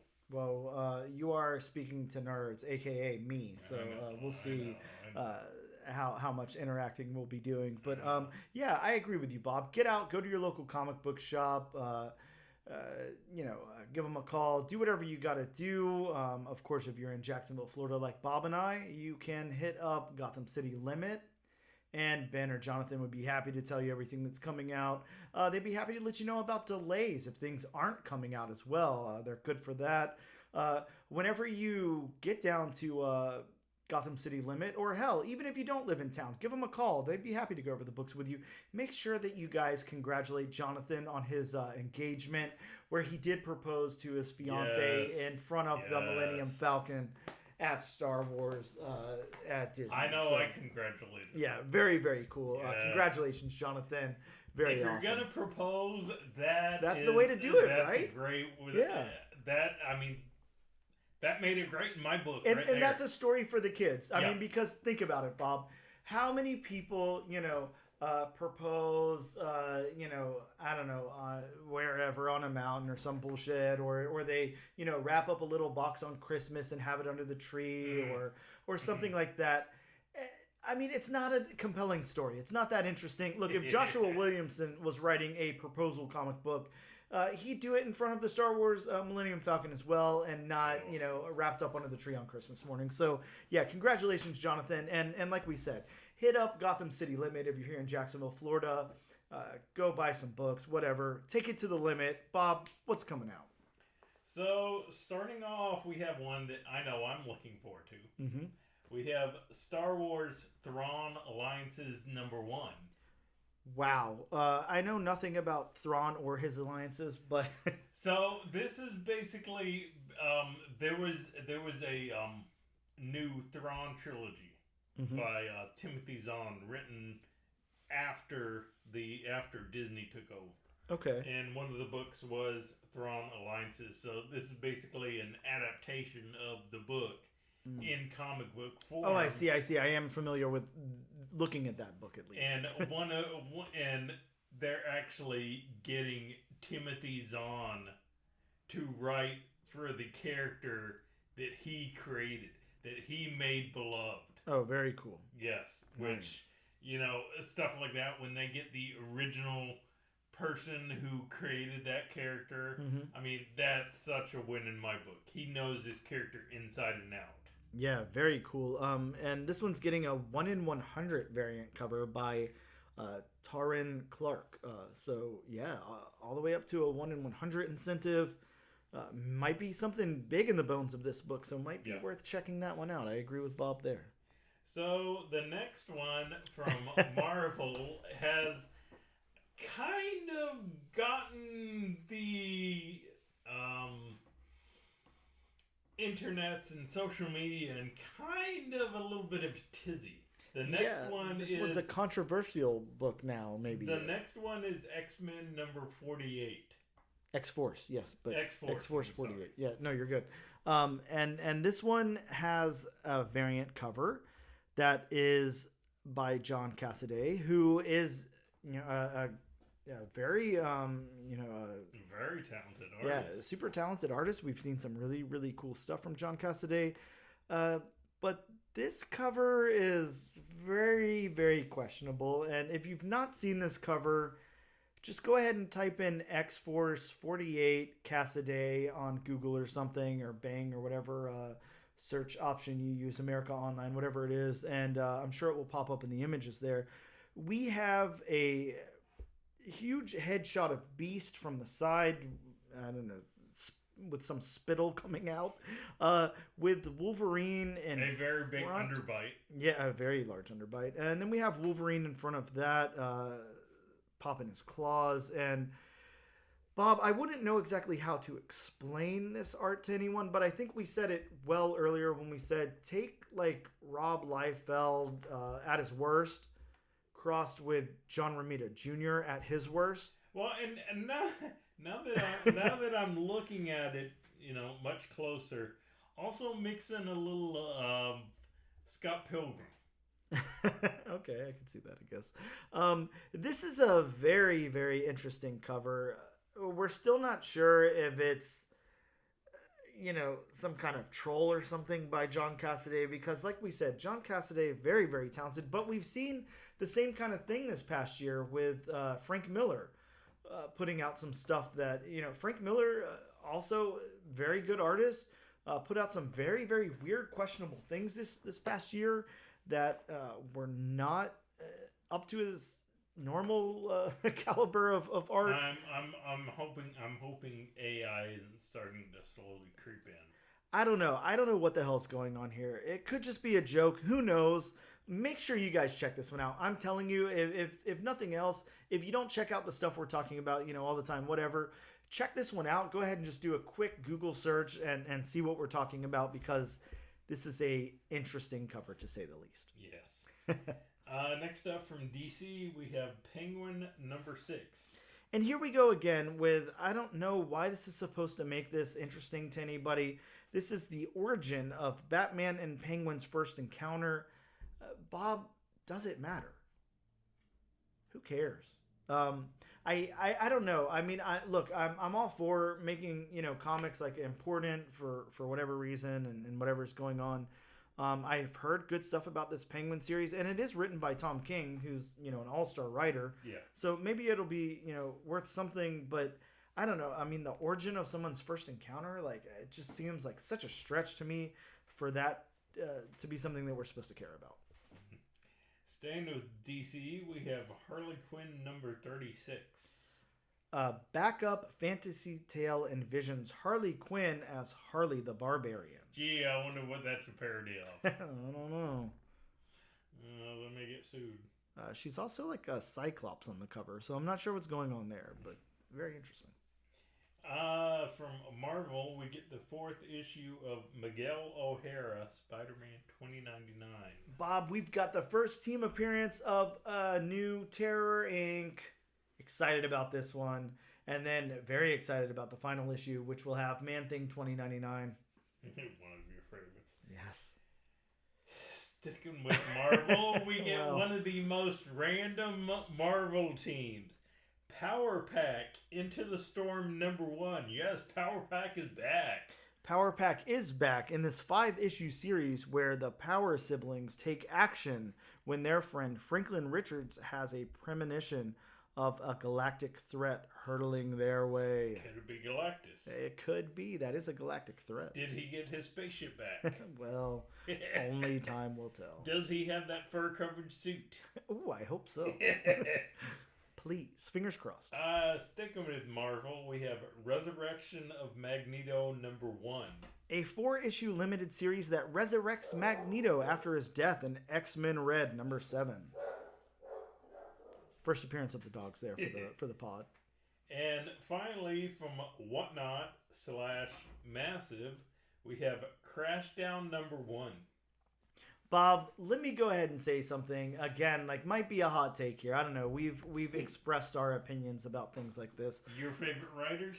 Yeah. I put up a poll on Instagram, on TikTok, on YouTube, to decide the book that we would be covering next week, and we'll get into that in a moment. One of the books, I wanted to make it fair, so, I mix up the publishers, mix up the #1s, all of that, of course, as I always do. This book came down as a contender. This is Crashdown #1. This is written by Comic Tom 101 and Fire Guy Ryan, who are Tom Garcia and Ryan Sargent, with art by Ben Templesmith. So at the very least, the art's going to be amazing. Yeah, it's going to be a nice looking book. But I'm sorry, Bob. I'm sorry. I feel bad. But Comic Tom 101, I know. It just... I was boycotting this book and I was not going to pick it up. And then I said, I've got to put it in the poll of books that we might cover. And it looked like we might be, at first I was like, we might be covering this one. I'm not going to give away what we are covering, but I am excited to say it is not this book. So I do not have to put any money in Comic Tom's hands. So I'm excited about that. Sorry, again. Anyways, those are the new books that are coming out next week. And Bob, it got so quiet. I don't know what happened. It's almost like the dogs have disappeared from existence altogether, but they've not. They're just quiet now because... Did Thanos snap again? Oh, God, I hope not. And the only thing he took with him was dogs? That would be terrible. Yeah, it actually would. Just the pet Avengers. Ooh, Kyle Starks. Maybe we could get a Marvel Unleashed 2 where Thanos, the decimation happens and it's just like all the pets. Wow. So have you just to go on another tangent here. Have you ever seen those memes of when Thanos does the snap and then somebody tells him that one of the victims was John Wick's dog? Oh God, no! And Thanos just gets this word, this oh shit, he's like his face. He's like, I could take on the Avengers, but I cannot take on John Wick. Wow, not an angry John Wick who's lost his dog. No. Yeah, we all know what happens when John Wick loses his dog. Nothing good, that's for sure. Not for you. Bob, this is probably the 5th book that we've pitched for Marvel this week on the podcast. Yeah, I love it. Now, let's take that in reverse. Kyle Starks, if you're listening, Marvel, if you're listening, Marvel Unleashed Part 2, we do the decimation, but instead of the Pet Avengers, let's have all of the humans on Earth disappear in the decimation and only be left with the pets. And then they're scouring like Earth, trying to figure out, what to do and kind of in in-game fashion how to get everything back to normal, but with the Pet Avengers. God, that would be amazing. I would read the shit out of that. Avengers in-game with animals. Yeah, God, that would be amazing. I'd love to see that. Man, we're on a roll this week, Bob. I had to brush off our pens. But yeah, let's talk about the book that we are going to cover next week. Again, that was compiled from a poll that I had posted on YouTube. Sorry, Comic Tom. Yes, as well as, yes, indeed, not sorry, Comic Tom. As well as Instagram and TikTok. And so I'm just going to go in order of what got the least votes to the most votes. A little bit of anticipation is always fun, right? So coming in tie for last place was the Image book This Ends Tonight and the Image book Ghost Machine. Now, I'm not going to lie. I was kind of thinking Ghost Machine might have taken it because Ghost Machine kind of lays out like a whole new universe. Ghost Machine is like an imprint that... now, let me pull it up here so I can say the correct creator. Ghost Machine being Jeff Johns, Peter J. Tomasi, Brad Meltzner, Lamont McKee, a whole bunch of people on this thing. Brian Hitch is on it, Francis Menopool, Jason Fabuk. There's so many people on this project here, but it got the least amount of votes along with This Ends Tonight. So both the Image books out of the race to be the contender for next week. Not only that it's such a talented creative team, but the fact that the two last place books are from the same imprint. Exactly. And This Ends Tonight as well. That is written by Jerry Dugan. So a huge. It's got Jay Lee on art. Like, I mean, this is probably going to be a very good book. But again, at the bottom there. So this is not what people wanted to hear on the podcast next week. So very interesting. Now, number two second place in this poll here was Crash Down. So the Whatnot book by Comic Tom and whoever else, Fireman Ryan or whatever. So I can't believe that so many people would rather hear us talk about a Comic Tom book than a Jeff Johns book. Jeff Johns, Jerry Dugan, very interesting. And all I could think of was, it's always more interesting to hear people trash things, I guess, than talk good about them. So, everybody's got to know. I'm sorry. You think that was a troll pick? It's got to be. But it's not a single troll, so I don't know. We'll see. But what did end up winning out was the Dungeons & Dragons Saturday Morning Adventures, as IDW has been doing those Saturday Morning Adventures books, kind of making them the Saturday morning cartoon versions of themselves. I'm not going to start playing the game. Well, you never know. Bob might start playing the game. But I might. We will be covering next week Dungeons & Dragons Saturday Morning Adventures. That won by a landslide is all I can say. So we will be covering that. Very excited to cover that, actually. We've, going through this podcast, we're dipping into so many things that I never thought that I would read. You said it before, too. There's so many books in here that, weren't really on your radar, aren't really your type of book to pick yourself. So it's always fun to me whenever we get something a little different. Whoever thought G.I. Joe would be on your radar. Exactly. Not me, that is for sure. So I'm excited to be covering that book and see where it goes from there. That about wraps it up for us, though. As always, make sure you guys use our hashtag #AllNewAllDifferentNation to be entered in our weekly giveaway. And check us out on Instagram at @ANAD_1 Comics Podcast, on X at ANADNO Comic Pod, on TikTok at ANAD1 Comics Pod, and on YouTube under the Comic Book Channel. And like I said, use that hashtag if you want to be entered in our giveaway to win a copy of the book that we covered this week. You definitely want a copy of this, so make sure you use that hashtag. And thank you guys so much for tuning in. We'll see you next week for some Dungeons and Dragons.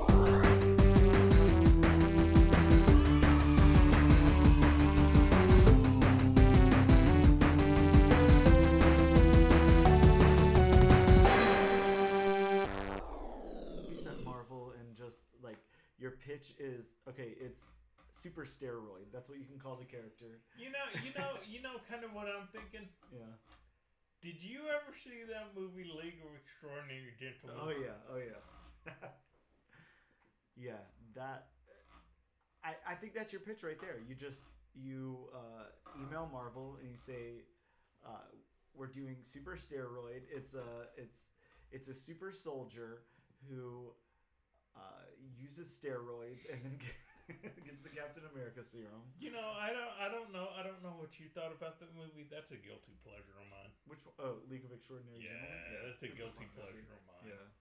I mean, it's definitely not the best movie, but I mean, if you shut your brain off and don't think about it too much, if you just go into it for your pure entertainment value, it's a good movie. Plus, it's got what's his name in it? What's the lead's name? The old man lead? Connery.